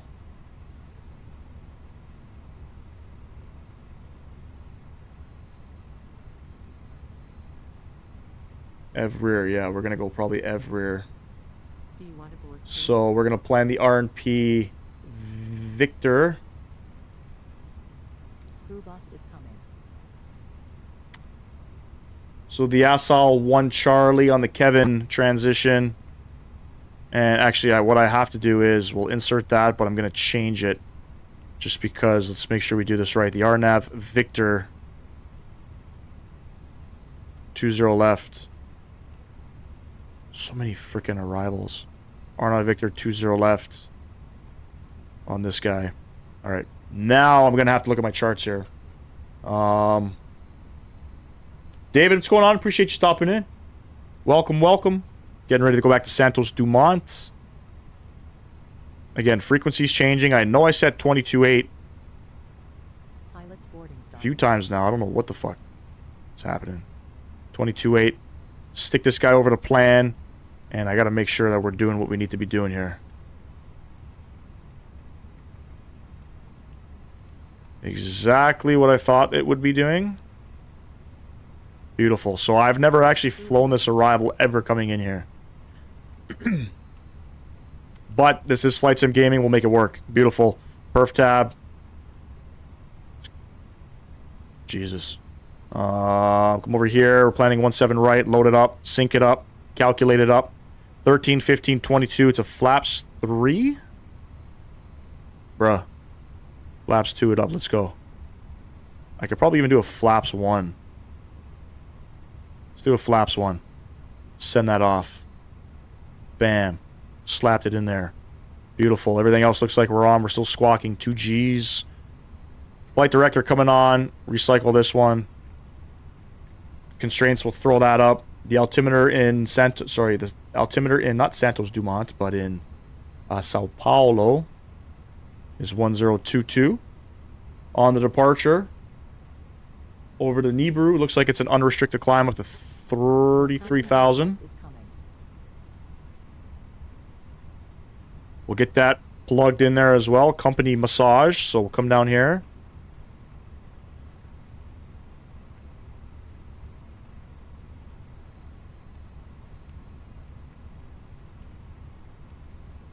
We'll load that up. A little more company massage. And fuel pumps. Pump them up. Let's get this guy on. Beacon light can stay off. For now, we're loading up. We're waiting. I'll let ATC know in advance to get the fire trucks rolling. We need more than that, though. We'll need freaking EMT. I want a fighter jet. I want a military escort. I want all that good jazz. Make sure if you're going to call them in properly. You know what I'm saying? It's going to be a good one.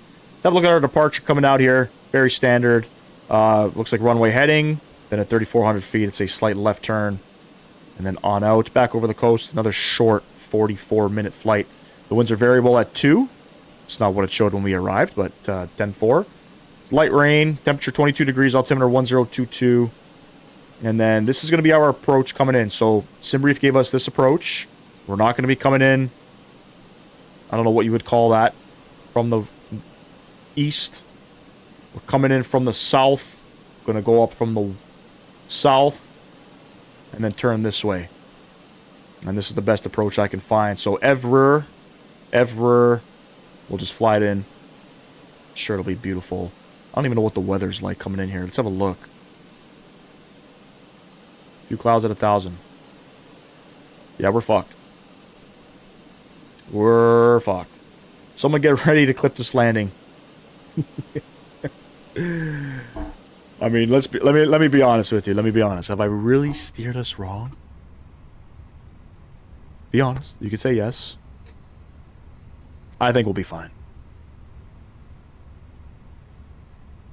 But you never know. Again, this is going to be my first ever landing into Santos Dumont on live stream. So, if I crash it, I'm just going to quit Flight Sim Gaming.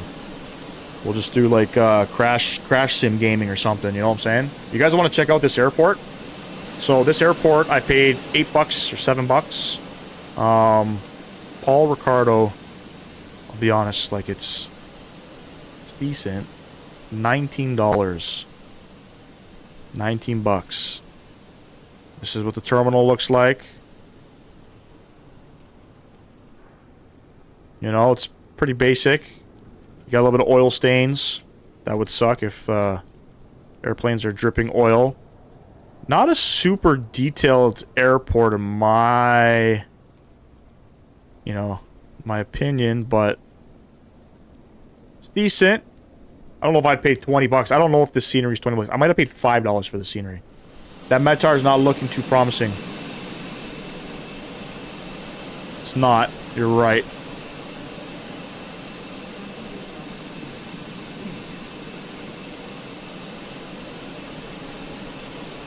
It's definitely not too promising. But I'll promise you this. We're definitely going back to Santos Dumont. Stream's done. How's it going? SimCFI, what's going on, brother? What's going on, brother? We're just loading up here. GSX doing its thing. Not a I guess a semi-stable approach coming into Sao Paulo. You know, based off the conditions, it wasn't perfectly centered, but we touched down about 200 feet per minute. Speaking of, we got a guy in the chat here, Mr. Jordan Shea. Is it Shea? Like Shea Weber or Shea? I think it's Shea. He's an executive chef, and I know you love to eat. And he's a chef out in Hamilton. We should probably go check him out. He works at an Italian restaurant. Ciao Bella. So I think we might have to throw that one up in the chat. I don't know if the boys are going to be down to travel that far. It's a little bit out of the way. You know, it's close. It's like 40 minutes from me. But executive chef, homie in the chat, you know, got to support our locals. You know what I'm saying? You're making a flatbread pizza right now? Bro. It's all about the thick crust pizza, man. It's all about the thick crust pizza. I'm sorry. Depending on where you're getting it from, obviously. Pizza Nova, I'll be honest. You know, for the kids, I'll do a regular crust. I'm a thick crust guy, but for Pizza Nova, I prefer the thin crust. We got a couple local spots here in Milton. I try to steer away from Pizza. Try to steer away from, what else is out there? Gino's Pizza, all that crap, you know what I'm saying? That's all you got?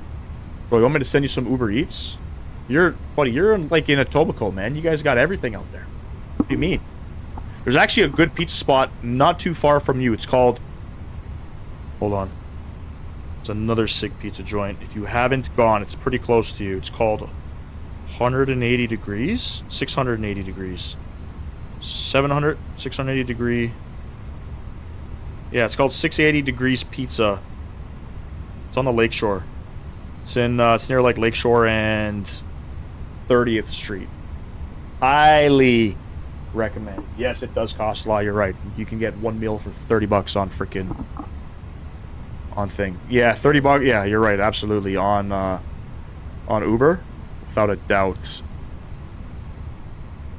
All right, stole this guy on. Prepare for push.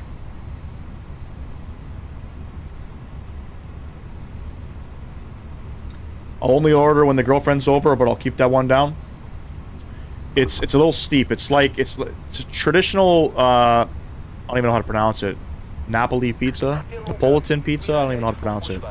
It's like traditional oven wood. You know, sorry, wood oven pizza. Traditional wood oven pizza. It's very thin. I can eat like 10 of them. It's expensive though. Like a margarita is like 20 bucks. What? You go for the experience, you go for the pizza, the quality of the pizza. You know, if you're a pizza guy like myself, I think you'd love that place. We're making you hungry. I know, I haven't even eaten dinner. Haven't even eaten dinner yet. I don't even think I'm going to eat now. It's already 10 after. By the time the stream's done, I'm just going to go upstairs, chug maybe a liter of water, fill up my belly. I'm trying to lose a little bit of weight. A little round, you know. Starting to turn into a pizza.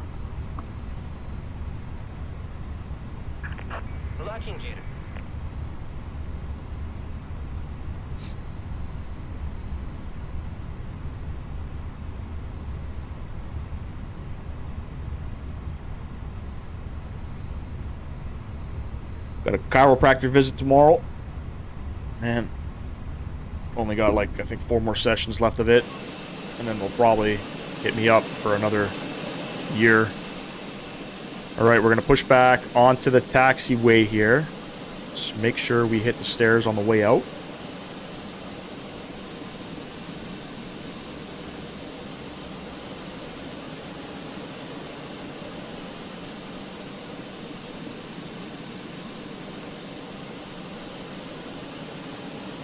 Beauty.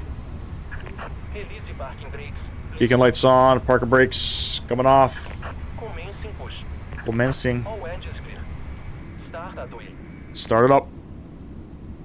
Let's get her back. Santos Dumont. It's going to be a fun approach coming in. Again, handcrafted scenery. I don't know what to expect. You're on a call. No worries, bro. Hope you're on a call with your company. You know, nice little promotion. A raise. Maybe some flight hours. When are you flying again? You probably don't know, right?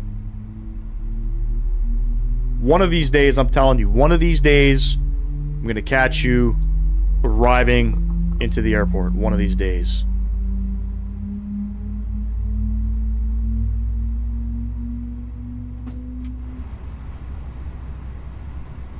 Engine number 1.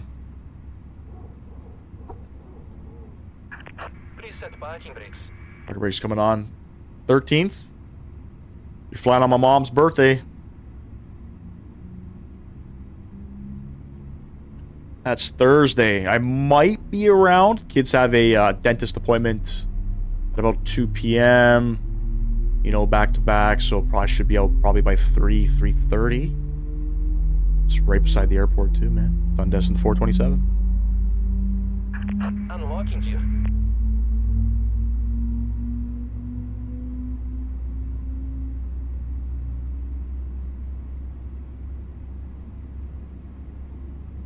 Is that goal? Yeah, that is goal. I got a goal hanger right off of here. Tow-truck disconnected. Bypass wing removal. Alright, 2 good engines. Left is clear. APU bleed, master switch coming off, taxi lights coming on. We're getting some stuttering issues. Flaps 1. Throw this guy on, and I know we're trimming something here. Up 1.0.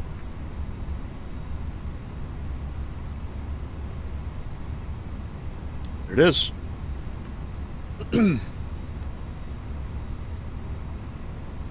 Up 1.0. Okay, we're taxiing to 17 right. We're going to taxi apron over to Mike. We'll hang a left onto Mike. And we'll mic it all the way down to Foxtrot. Pretty short runway. It's like 7,000 feet. Let's get going. Parker brake coming off.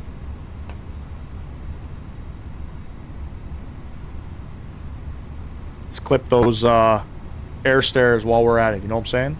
And again, appreciate everybody stopping by today. World Update 19 Brazil. Got 13 likes on the live stream. Looking for a total of 15. If you guys are just dropping in. If you got a spare like, spare me a like if you can. I greatly appreciate that. I promise you it's worth it. I promise you. We got some giveaways coming out at the end of the month. We're going to be probably rolling 4 giveaways. So about 100, 150 bucks worth of giveaways coming our way. We got some YouTube money coming in. So stay tuned for that. I don't know what I'm going to talk to my Discord mod, Talal. You'll see him in the chat. I'm going to talk to him and see how we're going to do this because I have some questions that I want to ask when it comes to the giveaways, who we should be giving it to, how long you should be subscribed, things like that. I don't know if these things matter, but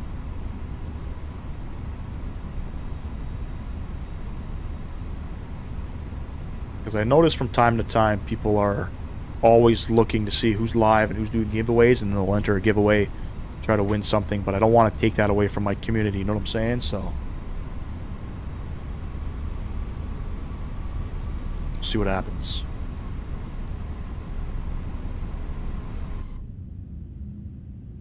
Short bus today. I enjoy flying this aircraft. I don't know about you guys, but I'm a fan of it.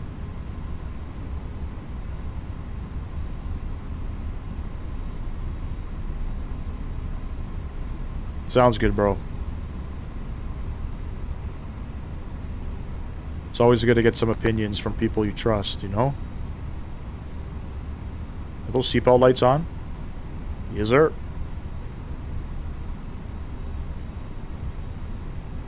Let's hang a left onto Mike.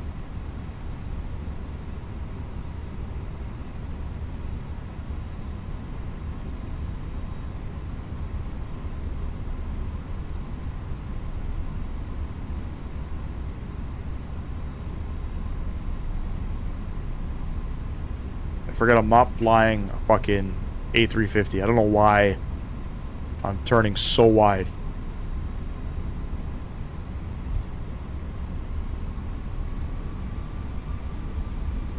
Now, I gotta say, this approach would be beautiful in clear conditions. You literally fly right over top of the downtown city.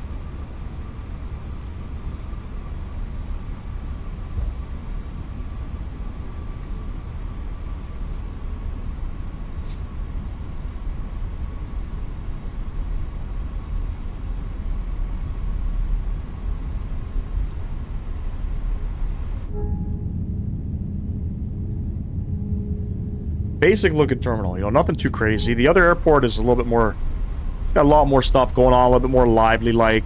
This is a, their second airport here in Sao Paulo. Obviously, it's the one that's more visually appealing just because of the scenery. If you're landing on runway 17 right, my goodness. Such a stunning approach. Fuck, how far do I gotta go up here? I think I'm coming up. Yeah, we're coming up on the turn. We'll hit out the brakes here.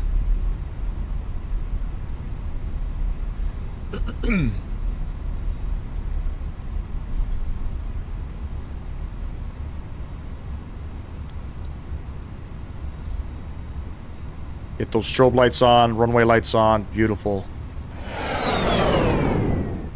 Get ourselves on this runway.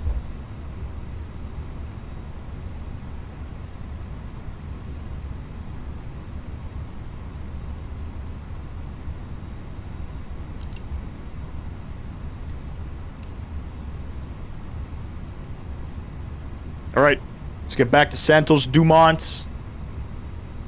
Should be fun. It's another short runway, so we'll get ourselves centered up here. Beautiful.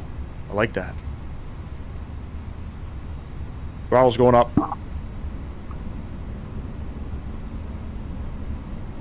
Off we go. Yes, sir. Manflex 54, SRS runway auto blue.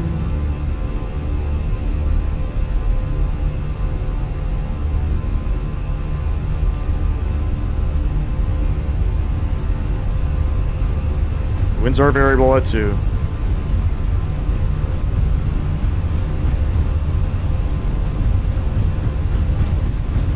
Bumpy. And B1. And rotate. Holy smokes, that was cutting it close. Positive rate. Gear going up. And we're pitching up. Clear these buildings here.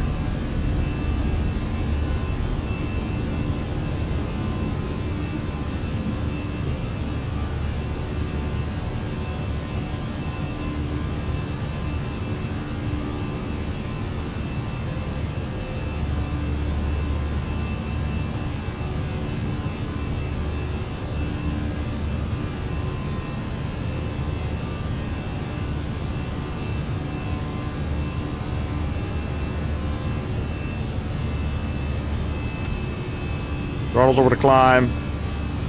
Follow flight directors here. Start pitching down. We'll get our sped up here.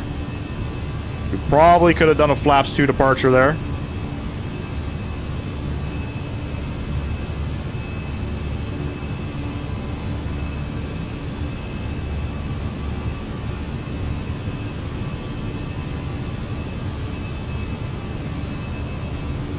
Gotta say, though, my departures are way better than my fucking rivals. Is there any good cruise scenery that is not tropical sim? I don't think there is, man.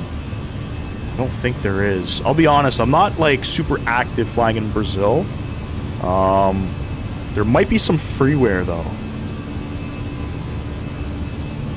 And yeah, that's one of the reasons why I decided not to fly into that airport, was because I will not support tropical sim.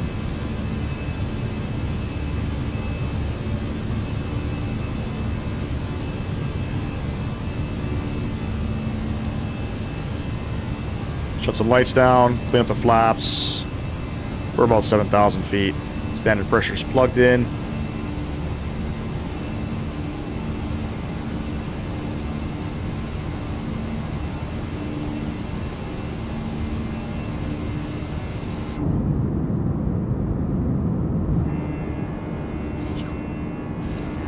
Damn, this would be such a freaking sick departure if we had proper visuals. Check out, too, to see if there's any good payware. There might actually be. Sometimes, I typically go to FS Elite to check out any, like, new content and stuff that's coming out for The Sims. But I haven't seen anything lately, but sometimes they catch you off guard, and they'll actually will be releases not posted to FS Elite of different scenery.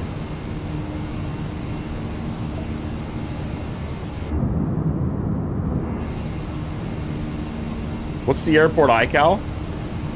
SBRU?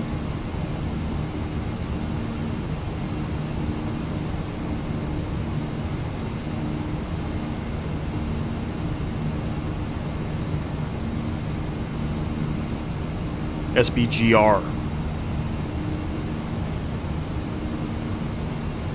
Just on my phone here checking it out. There actually is a freeware with 29,000 downloads. It's pretty much 5-star. Who's it done by? There's 10,000 feet. I mean, 29,000 downloads. I don't think Tropical Sim has that many downloads ever. But, who is it done by? Don't know. But there is one. I'm always skeptical. You can't really see terminal stuff because they don't have any photos of it, but I'm always skeptical about freeware stuff. There is... Oh, VREF simulations. Yes.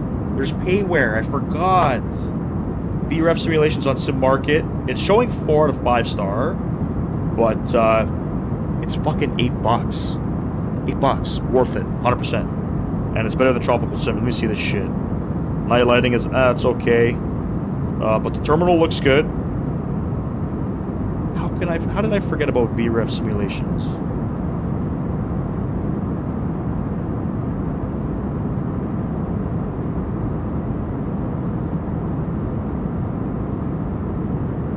It looks pretty good. It came out in April of last year. It's their newest scenery, and their last one from that was 3 years before. So they definitely,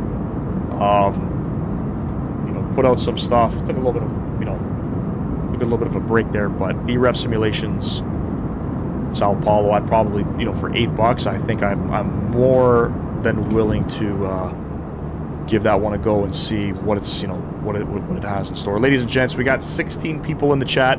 We're headed back to Santos Dumont. If you guys want to stick around for that, you can. It's going to be a doozer coming in, let me tell you. I think the clouds are at about 1,000 feet. It's going to be a little bit spicy, but look at this. Look at this slight little breakout here. Doesn't this look nice? Colors look really good in Brazil at the moment. Gotta say. Especially at 15,000 feet. And don't forget, ladies and gents, if you guys got a spare like, please do drop a like if you're enjoying the content. It helps out the channel. I would greatly appreciate that. And again, I appreciate everybody tuning in. We don't normally have, 16, 20 people in the chat at any given time. We are starting to pick it up a little bit here on the channel, but, having anybody in here is always fantastic. I remember doing this and only having a couple people in here, sometimes nobody in here. So the fact that 16 people have decided to tune into my live stream, I think it's pretty cool. Alright, what we doing now? We're passing 16,000. I don't want that view. This view is a lot nicer looking. By the way, the jetways in Santos work for me. They're just non-movement jetways. So they just extend. You know, they work as well for me. They don't connect to the aircraft. So I don't know if it's because I'm in the A319. And if it's too short, that might be the issue. I could probably change the GSX. I can customize the airport, I'm sure. And I could probably get the aircraft to get the jetways to connect. But yeah, it's probably because I'm in the 319. But they definitely work. They definitely work. Don't know if they come with a GSX profile. But, you know, decent scenery. Still recommend the Paul Ricardo one, obviously. But for people who, you know, don't have access, for example, people on Xbox like yourself, yeah, it's great scenery. It's free. You know, kind of glad we don't have to pay for stuff like that. I gotta see, too, who did the scenery. I think it's Gaia Simulations. For some reason, I don't know why their name's coming up in my head, but I thought they had a partnership to do Brazil. Probably will have one soon, yeah.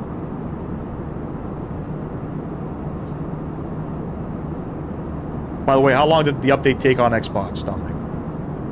What's that like for our Xbox viewers here? 10 gigs on PC, I mean, depending on your rig and your internet. Minutes. My shit downloads in minutes. I remember 10 gigs on the PlayStation could take freaking 30 minutes, you know, depending on your internet.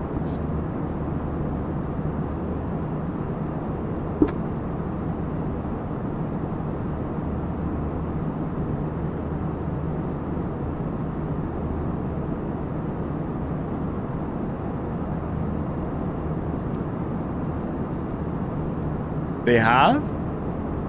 They really? Took about 13 minutes? Oh, that's quick. I didn't know Gaia Simulations did all of them. Okay. Well, there's a nice little tip there. Pretty sure you could buy some stuff from them too on Sim Market and things like that, but I don't remember their stuff being too bad. Isn't there like a scenery do we got with Gaia Simulations? They got a lot, actually.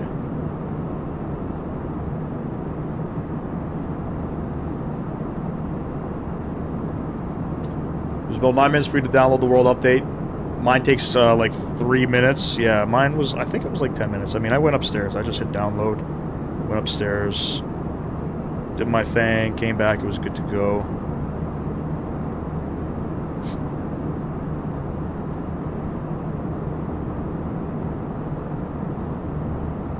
Their Vienna is really good for how old the scenery is. Yes, that's, yeah, didn't Mike just fly into there?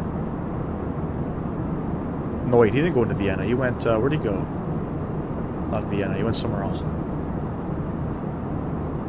But yes, their Vienna scenery, I have that scenery too.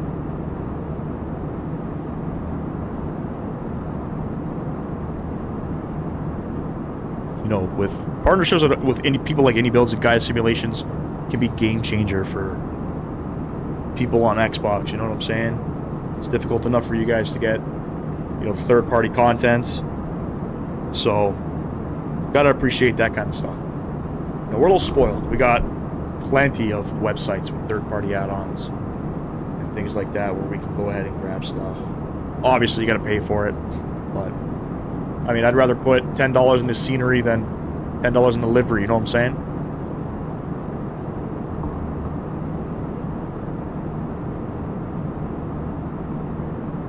Alright, let's see where we're at here, because top of drop's going to come up real fast. Maybe not.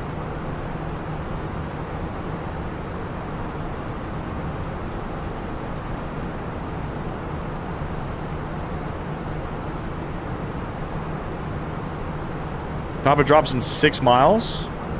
So why does it want us to go up to 33,000 feet? What the fuck did SimBrief give me here?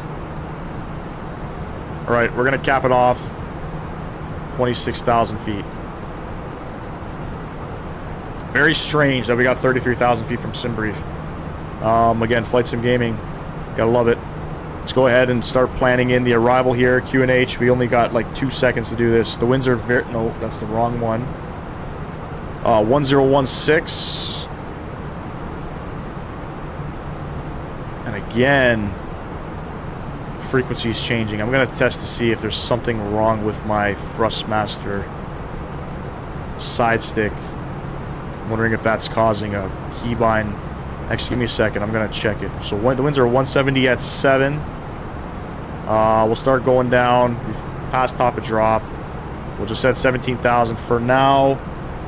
The Mins coming into Santos Dumont. 306 on the RNP.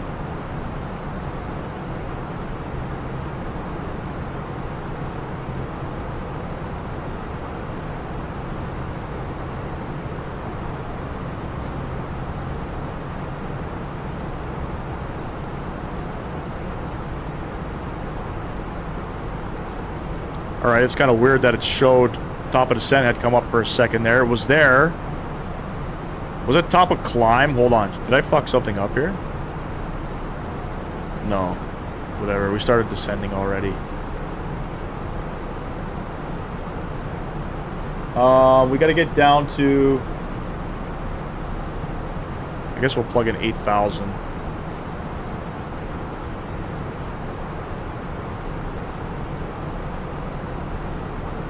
We're up and we're down. That's how we do it. Flight Sim Gaming style. Beautiful.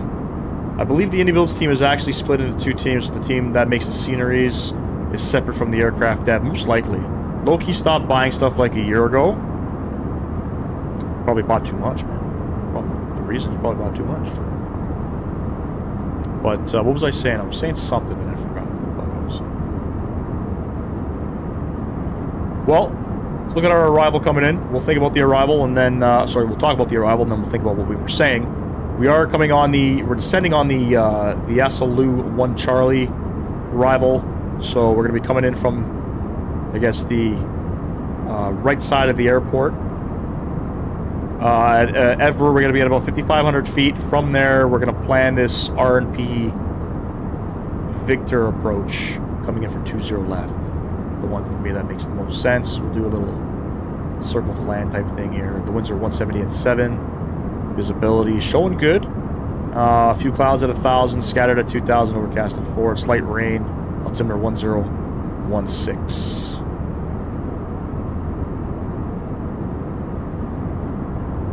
No idea why SimBrief gave me cruising out to 33,000 feet when top of descent's coming up quicker than we're actually, you know, climbing up. Pretty strange.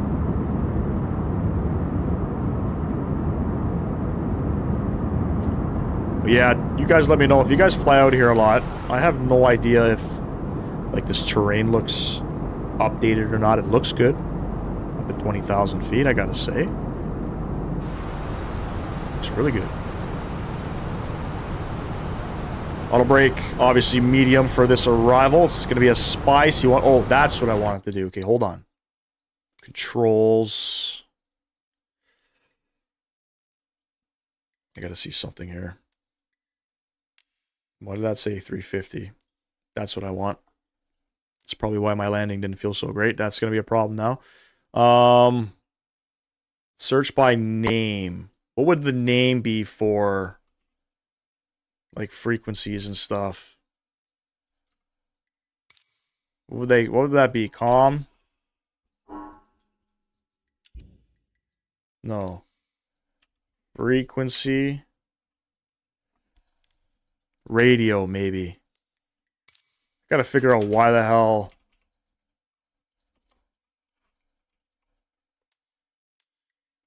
Why the hell my stuff is changing by itself. It's really pissing me off. So nothing bind there, nothing bind there. What else could it be? I'm not pressing anything on the keyboard. I got everything.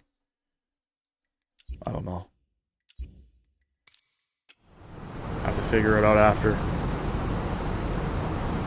If you guys have any ideas what keybinds could be set to this, let me know. I find that the frequency is changing by itself. Maybe is it a setting with the aircraft? Is it changing frequencies on like departure and stuff like that? I don't think it would.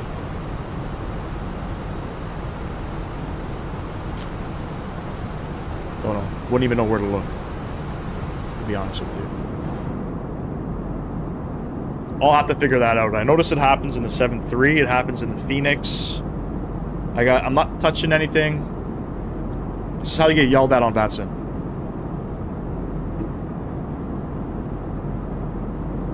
Do filter assigned in the controls setup. Filter assigned. Okay, so yeah, we're here already.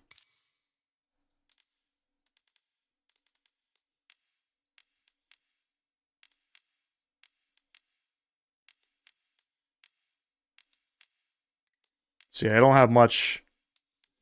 I don't have much there, so let me come to this one. There is radio.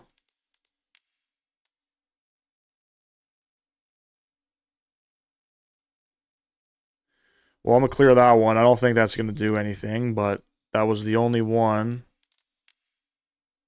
Plus minus.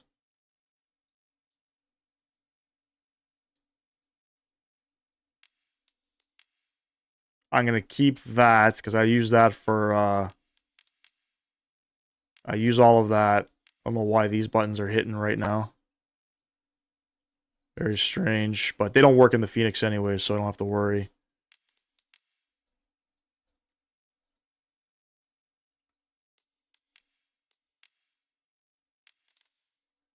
Nothing there. Let's go to rudders. Nothing there. Keyboard. Radio. Comms. Let me just clear all this. This might be the problem.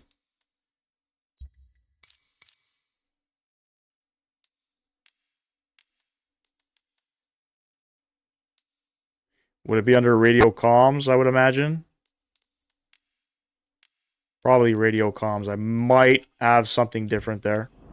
I might be hitting something on the keyboard that I'm not sure. Chris, what's going on, bro? Appreciate you coming in, man. What's going on? I'm doing well, bro. I'm doing well. You know, I'm just here, you know, getting tariffed like crazy. You know, I'm just kidding, man. No, I'm good, brother. Hope all's well with you, man. We're just checking out World Update 19. Checking out a little bit of Brazil, you know, the southern part, I guess. Is this the southern part? The coastal part? I don't know, everything's running great. We're getting decent performance. Colors look great. Terrain looks great. We're flying into Santos Dumont. It is a handcrafted airport, just so you're aware. Just so you're aware. Are you sure it's the joystick that's the issue? I don't think so, because if I go to joystick, there's my Thrustmaster thing. And I don't have anything assigned for radio. Right? But I'll tell you this. It happens all the fucking time. Transponder. I'm just going to clear all these keybinds.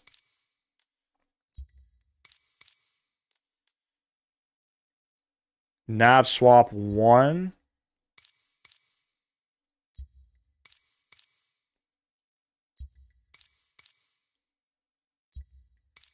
I don't know.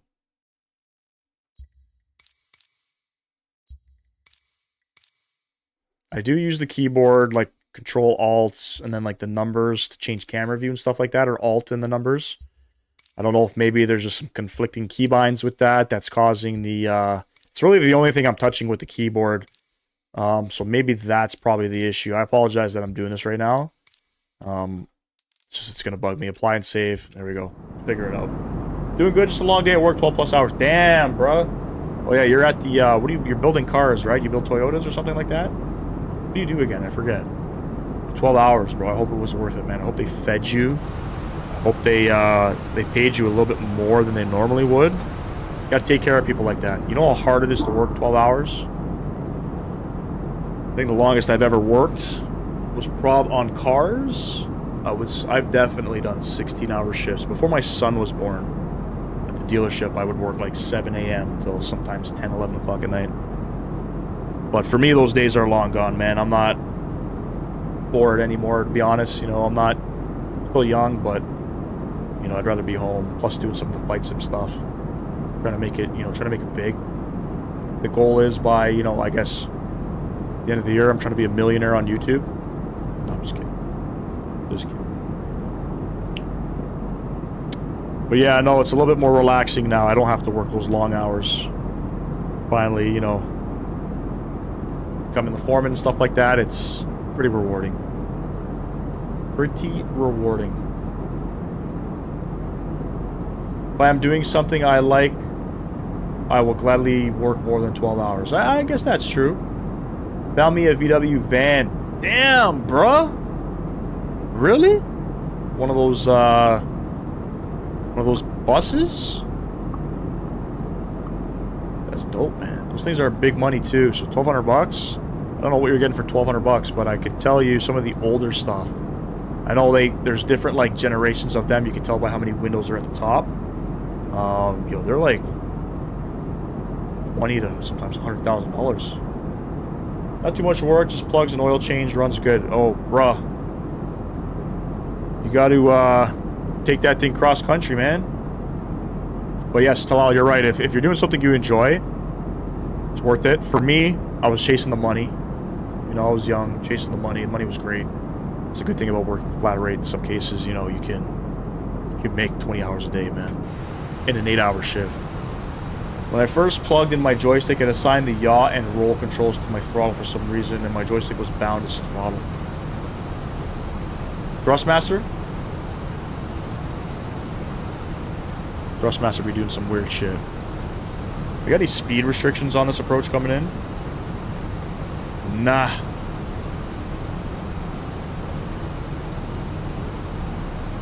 Let's make it short and sweet. So,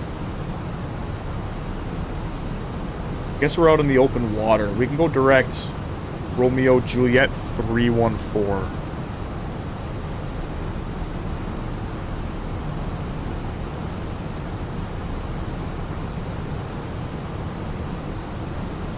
Nice little direct 2. Love it. Little shortcut. Know what I'm saying? They made like an EV version of that van. Yes, the ID Buzz. I would fucking trade my CRV in for that all day, every day. Yeah, it's got TVs in it. That's what a lot of these EV, you know, these manufacturers are doing, especially the Chinese EVs. I wish they brought some Chinese EVs here, I'll be honest with you. They look so cool. They got like 3 screens in it, all touch screen. Yeah, you got the Thrustmaster. I've never had any real bugs with the Thrustmaster side stick, ever. Those engines in VW were built to run forever, I swear. They were 2-liter non-turboed ones, just the 2-liter gas ones. We call it the 2.0 slow or the 2 slow.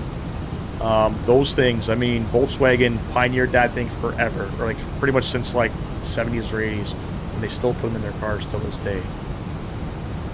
Very, very reliable.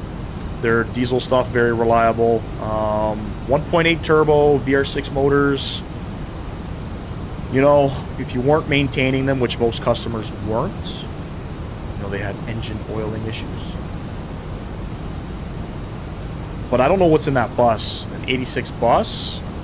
Let me see what it looks like. I love me my Volkswagens, bro. I've been looking for a Mark II GTI for so long, but the problem is here in Canada, you know, you're gonna find rusty ones. Damn, that bus is from the 80s for sure. I would rock one of those. I much prefer like the older ones. Like, this is not an 86 bus, is this?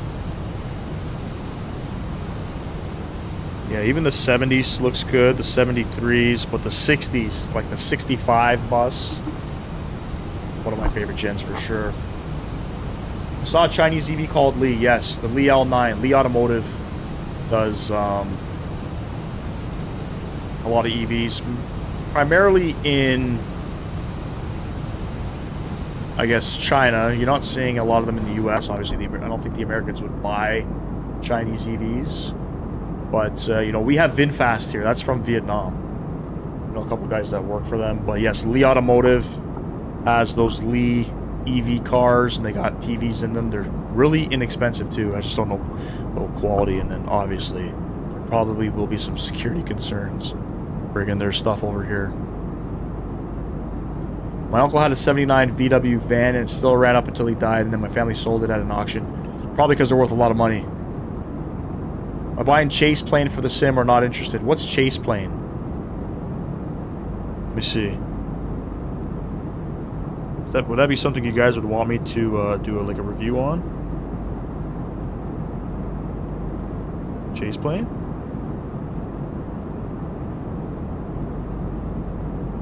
Oh, the camera system thing?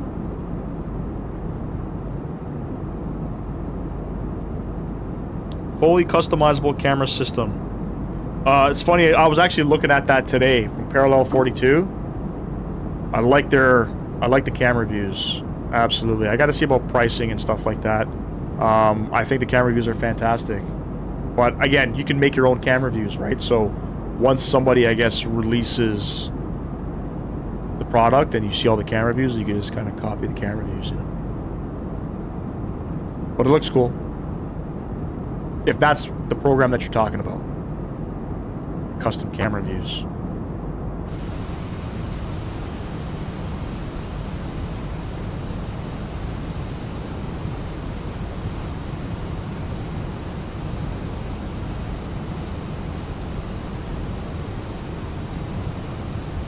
I had it for P3D for years and loved it. Yeah, they talked about it, I think, last year. End of last year. Maybe it was in January. I can't remember when they started talking about bringing it in. But yeah, it definitely looks cool, man. That would be pretty sick. Especially for content creators. You know, have a couple different shots of things. We'll have to see. I mean, if it's $5, I don't see why not. I got fucking Rex Atmos, for fuck's sake. They don't make vehicles of that long-lasting quality anymore now. It's all about, it's about how many times the automotive industry wants you to bring your car into the shop. Yeah, they definitely, things aren't reliable anymore, and I've seen that on the Honda side too. Honda's not super reliable. You know, there are warranty options. You know, when it comes to warranty, they can be, I wish they were cheaper. You know what I mean? But you're right. Quality's just not there. Everything's made for cheap. And you know, these businesses, manufacturers want to sell them for as much and profit as much as they can. That's sort of the goal now, is just make something, make it cheap, and sell it for a massive profit. Setup is easy. Do you know when it's coming out?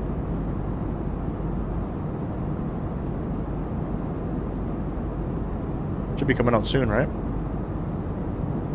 I'll be honest. My camera views are not that good. They're not that good, I'll be honest. That's probably one thing I could work on.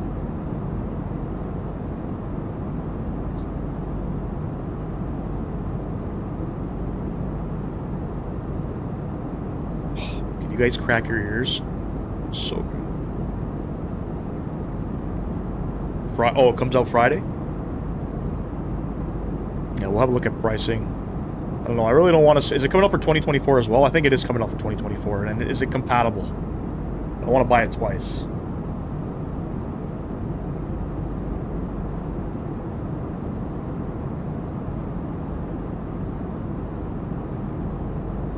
Look at that. We're getting 91 FPS. Much better than 2024. And by the way, just to touch on to the stream from Sunday. Microsoft Flight Sim, even though there was the sim update, 2024 is still super unstable with high-end PCs. So it wasn't just my PC, it's actually a known issue. And apparently Sim Update 2 is supposed to be an even bigger one where they tackle all the performance problems. You know, it's definitely better. Better than when I flew it last, but needs a lot of work.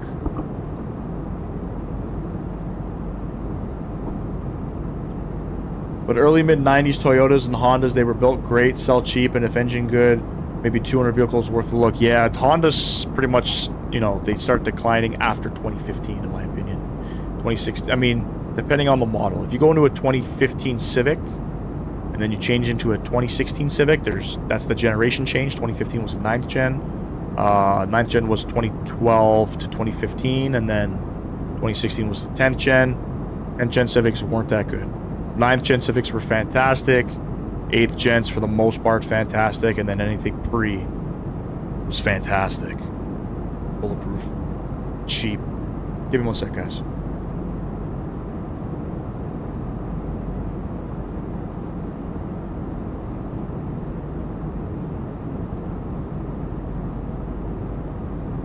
And I'll be honest with you, the quality starts at the factory too. You know, when some of these cars come in for pre-delivery inspection, so when you buy a car, a brand new car, it goes to your dealer that you bought it from, they do a pre-delivery inspection. You'd be surprised how much shit that we see, that we catch, that should have been caught at the factory. We're talking about missing bolts. We're talking about exterior panels installed on the vehicle, but are different color. So we had a Civic, the car was gray.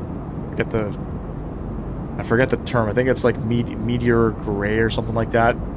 And all the panels were gray except the driver's side rocker was fucking black. How the hell did the car pass all of the inspections at the factory in Alliston, get on the fucking truck, show up at my dealership with a different colored rocker panel? Subframe bolts. I've seen subframe bolts not even installed. Crazy. Quality coming out of Honda. Probably shouldn't talk bad about them. I work for them, but they could definitely do better. And it's not just Honda. I got guys that, you know, I know people that work for other brands as well. Right now, Honda's going through a lawsuit with their crankshafts. Apparently, their crankshafts have problems. We were doing some rod bearing inspections on our engines, but Acura had like 200,000 recalls for crankshafts. We had about 100 total unit recalls in Canada. So Acura had 200,000, we had 100. Not 100,000, 100. But they're being sued now for their crankshafts, and from what I've heard, we're gonna be picking up more crankshaft inspections on the Honda side now as well. It's a joke. I haven't even checked it out yet. I don't think I'm going to. I don't really use Marketplace, but I don't know. I know they had some plans with the Marketplace. Forget what the plans were. It seemed pretty cool. The whole idea seemed pretty cool, but whether or not they put two and two together, who knows? But yeah, they're in a bit of a jam, Chris. They're trying to get as much shit out as possible. They knew they fucked up the release.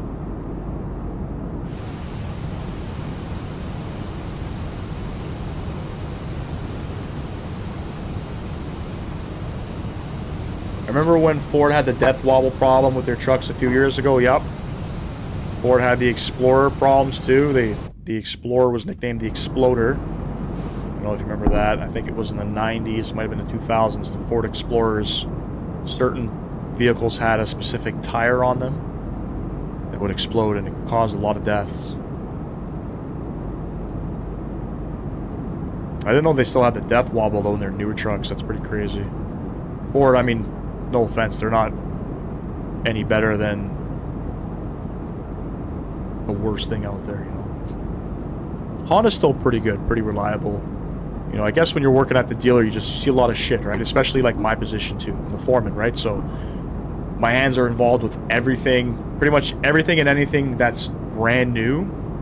Like a brand new issue on a brand new car, I'm always involved with. I'm always involved with reporting back issues that I find to the factory, as well as dealing with engineers. But overall, I mean, the good thing that I can say about Honda, at least in Canada, if your vehicle, if you were a good customer at any Honda dealer, your vehicle ran out of warranty and you needed a big repair done, for the most part, Honda's going to cover it for you, even outside of warranty. And that's what I like about Honda. You know, especially if it's a known issue. It's a known issue. You know, for example, we're doing a lot of head gaskets right now on our 1.5 turbo engines. Outside of warranty, you know, lack of maintenance, what have you, Honda's for the most part stepping up to the plate. Even though there's no bulletins out for it yet, no recalls, they're taking care of a lot of customers' bills. That in itself is respectable. Oh, fuck, get a little tired here. I apologize. Long day of work, I'll be honest with you. Woke up a little bit late today, but I did not set my alarm last night. So I woke up at 6:57. Start work at 7:30. Speaking about setting alarms, I should set mine right now. Got a chiro appointment, so I start at 10 o'clock tomorrow. But I got to be at the chiropractor for about 8:30. So not to change the subject, but on Sunday F1 starts in Australia. Bro, fucking excited, man. It's supposed to rain too in Melbourne. It's supposed to rain. I was actually just talking about F1 at the beginning of the live stream. I'm so excited. Rooting for Lando Norris, obviously. Sorry, I lied. I'm rooting for Lewis Hamilton to win. Pretty sure Lando's going to win. But are you staying up for that race? I catch it live every year, whether it's in Japan, Melbourne. Obviously, the Middle Eastern races are usually done at nighttime locally, so we get a good morning race. But Suzuka, Melbourne, and then even Las Vegas is a 1 a.m. start, 10 p.m. Eastern. Sorry, 10 p.m. Pacific time. My F-150 never had that issue, but I have never pushed it above 70 miles per hour. From my understanding, that is when it can happen. But there's got to be a reason for it, too. I don't think the speed is the issue. For the most part, you could drive cars, you know, probably 100 plus miles an hour. Shouldn't have any issues.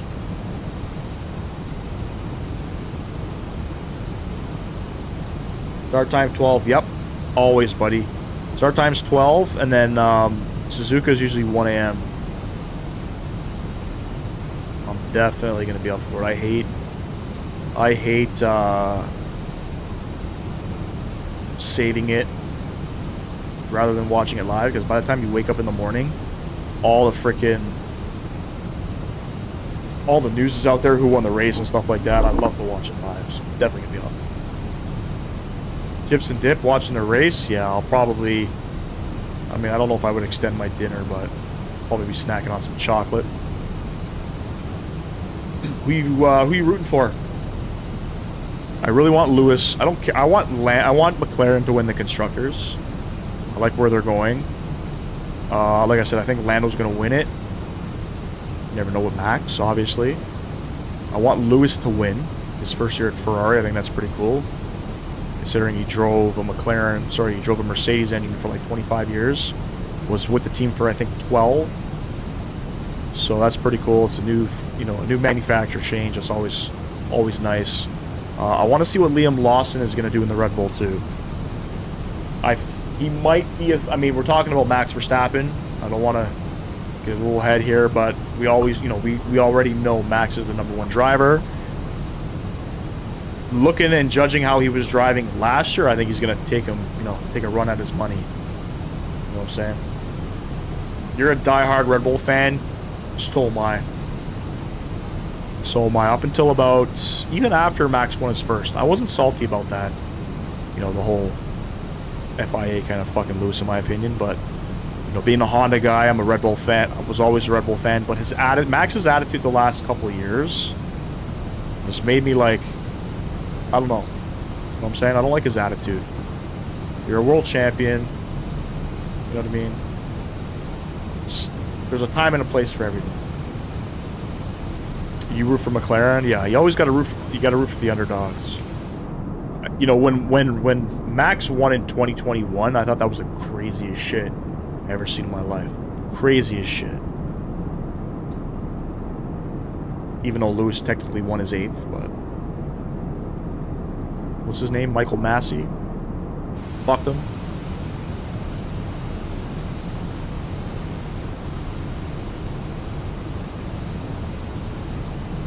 But we'll see. McLaren's supposedly the top team. Last year, I'm going to say, what did I read? The last half of the season, Charles Leclerc had the most points in the driver standing, so he was the #1 driver in the second half of the season. So, I mean, who knows, man? McLaren winning the constructors, they took home like $200 million. So that's a lot of money to dump back in. 10,000 feet. We don't need to worry about the landing system as it's an R&P approach. Get ready, buckle up. Make sure everything's out of your lap. Brace, brace, brace. You would get along well with my girlfriend. She loves F1. Do you guys, I mean, probably not, but you guys should probably go check out the Miami race, man.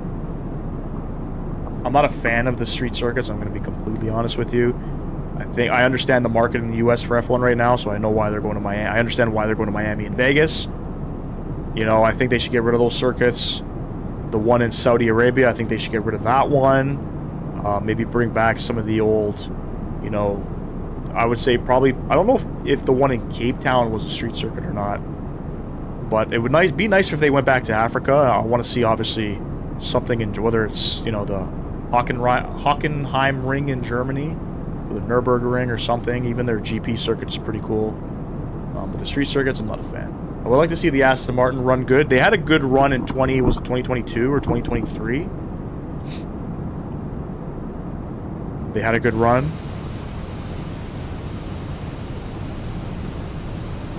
But, I mean, I'm not a fan of Lance Stroll. Alright. 5,500 mandatory. We're going to be going down to 20, looks like 2,500 feet from there.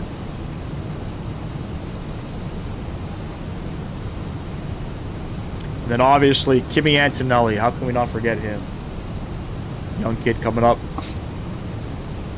Miami is a bit of a drive for me, but I would love to see that in person. You go for the experience. I'm not a big fan. So F1 in the when they come to the United States, other than the race out in Texas at Circuit of Americas, they were doing some stupid shit, like with having people performing, and they had fucking the guy from the Black Eyed Peas kind of introduced like the drivers and stuff. I think that's stupid. I don't like that. That's the thing that, you know, they do in the U.S. Shit, I gotta watch my speed here. I like it very traditional, very, very old school. You know, let's go approach phase here. We're gonna be landing real quick, so let's get this down. Speed brake's coming out. But not a big fan of how the Americans do it, I'm gonna be completely honest. Monaco's about the best street circuit. Monaco has to stay. You have to keep Monaco.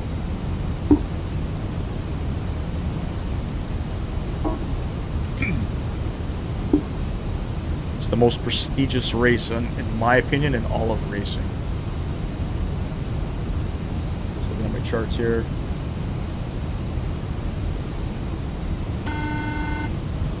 About 20 miles out. Speed coming back. I got the speed brakes out.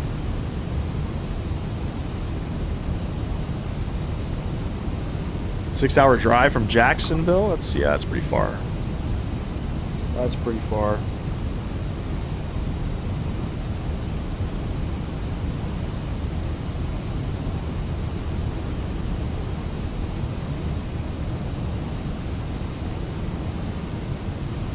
I'm gonna go flaps 1. Yeah, the Miami GP I could probably live without. The Vegas one I could live without. Apparently the race in Bahrain is the cheapest one on the calendar. I think followed by probably Canada. But yeah, it was a regular at the Canadian Grand Prix. Let's keep getting those speed brakes out. So RJ227.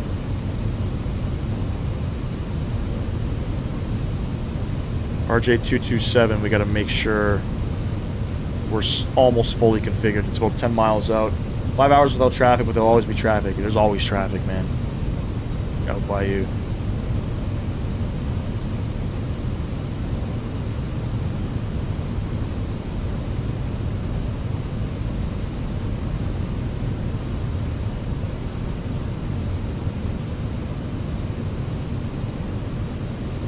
Mexico race is always a good one. Yep.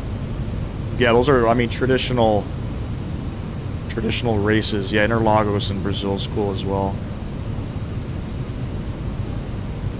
That's where Max won last year, if I'm not mistaken. I think Lewis won there. Lewis, did he win his first championship at Interlagos? Can't remember. All right, we're descending down. We're on the VDEV now. We're going to sit at about 190. Probably until about this waypoint here. And let me get the rest of these lights on here.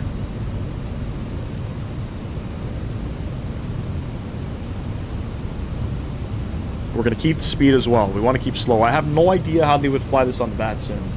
There's no speed restrictions other than pretty much as we're turning for final. As per the charts.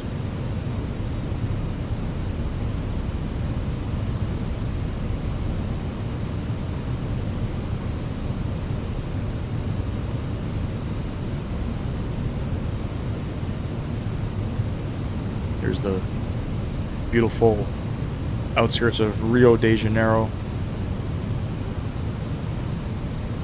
And we'll sit at flaps 1.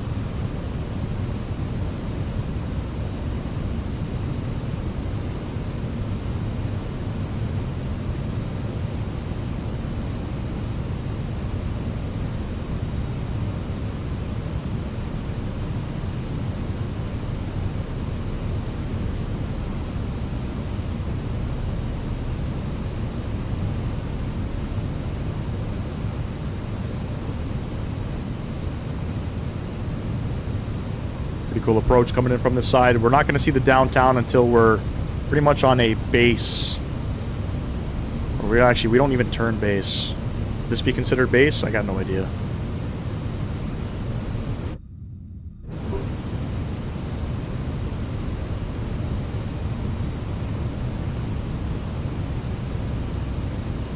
Gotta make sure we land this one good. All right, starting that turn now, so I'm gonna go flaps 2.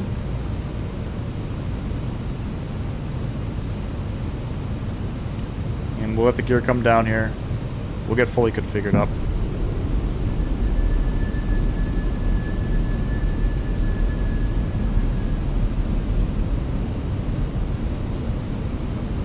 Flaps 3.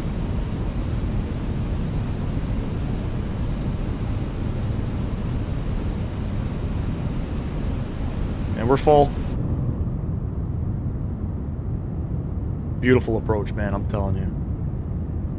This is the best part about flight simming. You can literally fly anywhere. Places you probably could never go to. And see shit like this. You know what's crazy? They all of the Olympic venues that were in Brazil are basically left to rot. All that money spent now is just wasted rotting away, I know. That is true. What's our minimum? 5,500 feet I gotta set.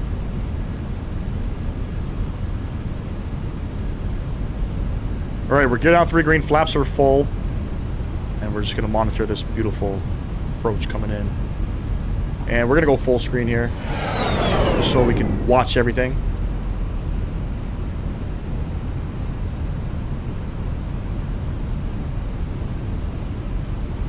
We're landing, I think, right here. It's fucking cool, man. You know what I'm gonna actually start doing? Should I start hand flying it? Let's hand fly this. Let's get a little spicier on the approach. Love it. Alright, gear down 3 green, flaps are full, ground spoilers are armed. All of our lights are on. We're lit up like a Christmas tree.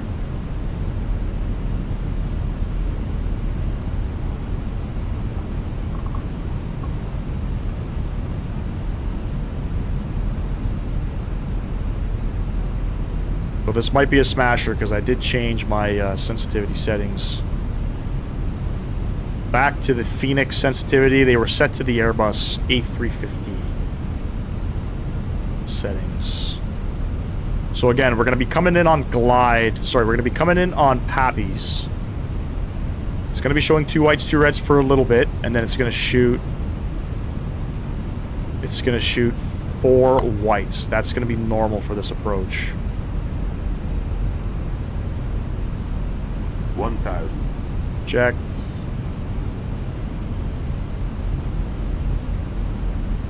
We're turning. Baby, we're turning.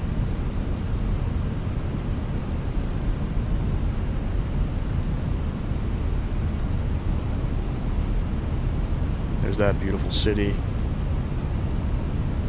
It should have some type of head tracker for this, but I'm just following the flight directors. And hopefully it works out. 2 whites, 2 reds coming in beautifully there. 500. Start rolling back a little bit here on the feet per minute. 100 above. Nice beautiful turn. I'll take that all day, every day.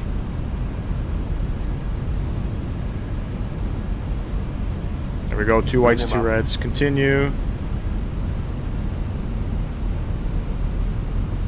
Oh, little stutter there.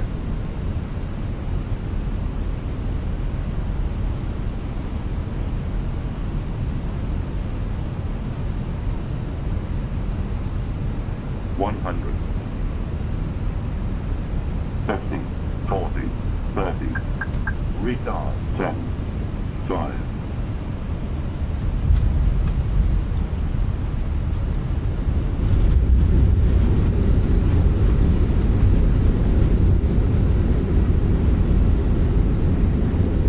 Knots, reversal slowed.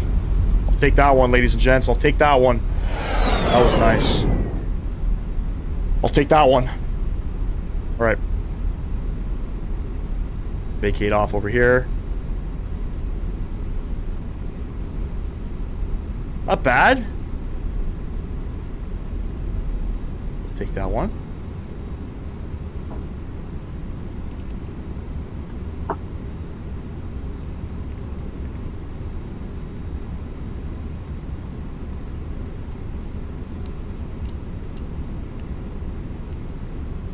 I feel like we're slowing down here. Smooth. Good job. Appreciate you, man.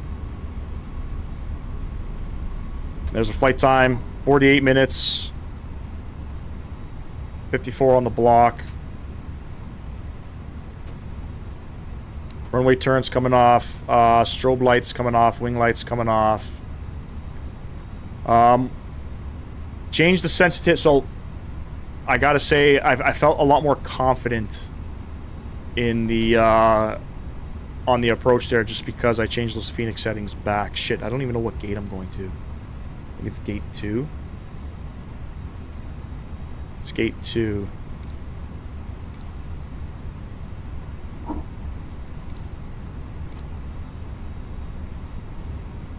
There we go. I think in the yeah, I made it a little bit heavier feeling in the Indy Builds A350. You can breathe now. We made it, baby. That was actually a pretty good fucking landing.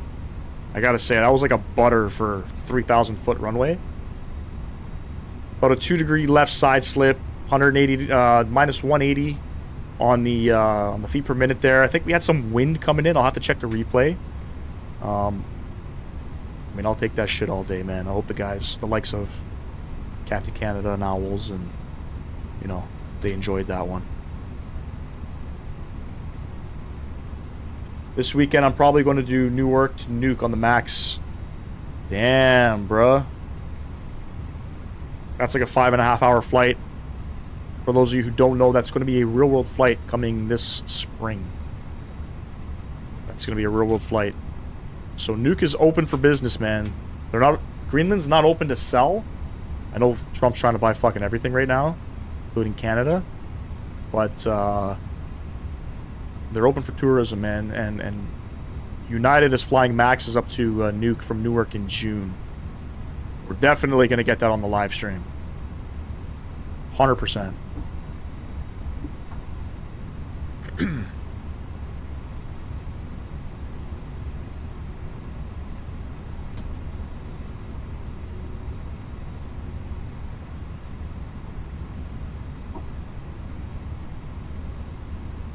There's our gate, gate number 2. So we're going back to the original gate.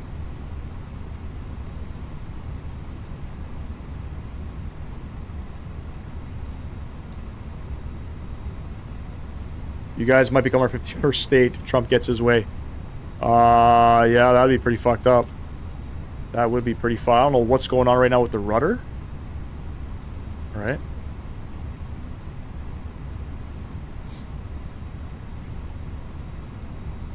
Canada would never. What you see what Doug Ford just did? So our premier here in Ontario, initially, you know, I'm going to fucking put 100% tariffs. I'm going to shut your electricity off in the United States. He obviously never did it, for one. And then on top of that, because now Trump's imposing the tariffs on steel and aluminum, or something like that.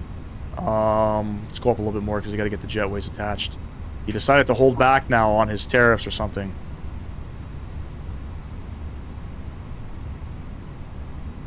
Oh no, we're going forward. We got to get this thing attached here. Let's go. Probably going to run into the guy, but so be it. There we go. Parking brake coming on. APU bleed coming on. Let's go ahead, shut her down. Boom, boom. This guy coming on. This guy coming off. I think those are, yeah, those are the fuel pumps. Good shit. Made it back in one piece. Do a little deboarding action here. Let's get these guys open.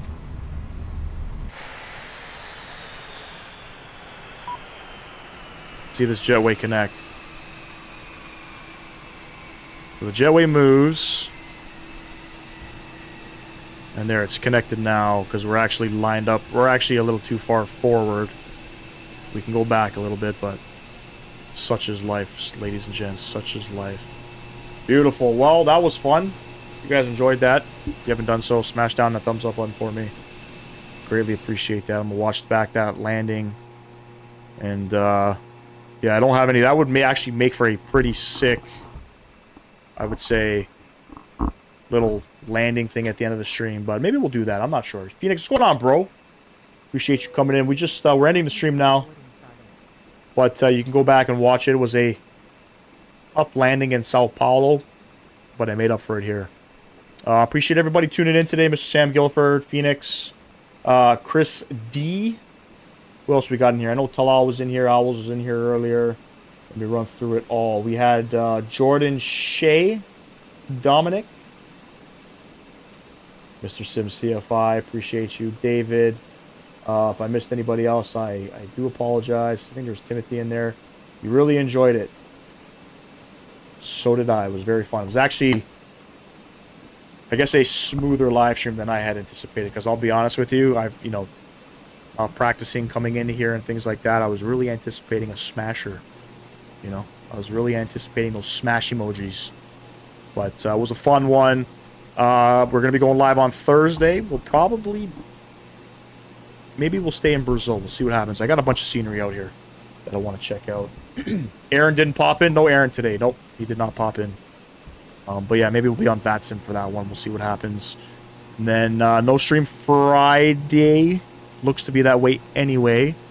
Maybe we'll do a little bit of an early stream on Thursday. I got the kids. They got a dentist appointment Thursday afternoon, so should be home probably around 4, maybe 5 p.m.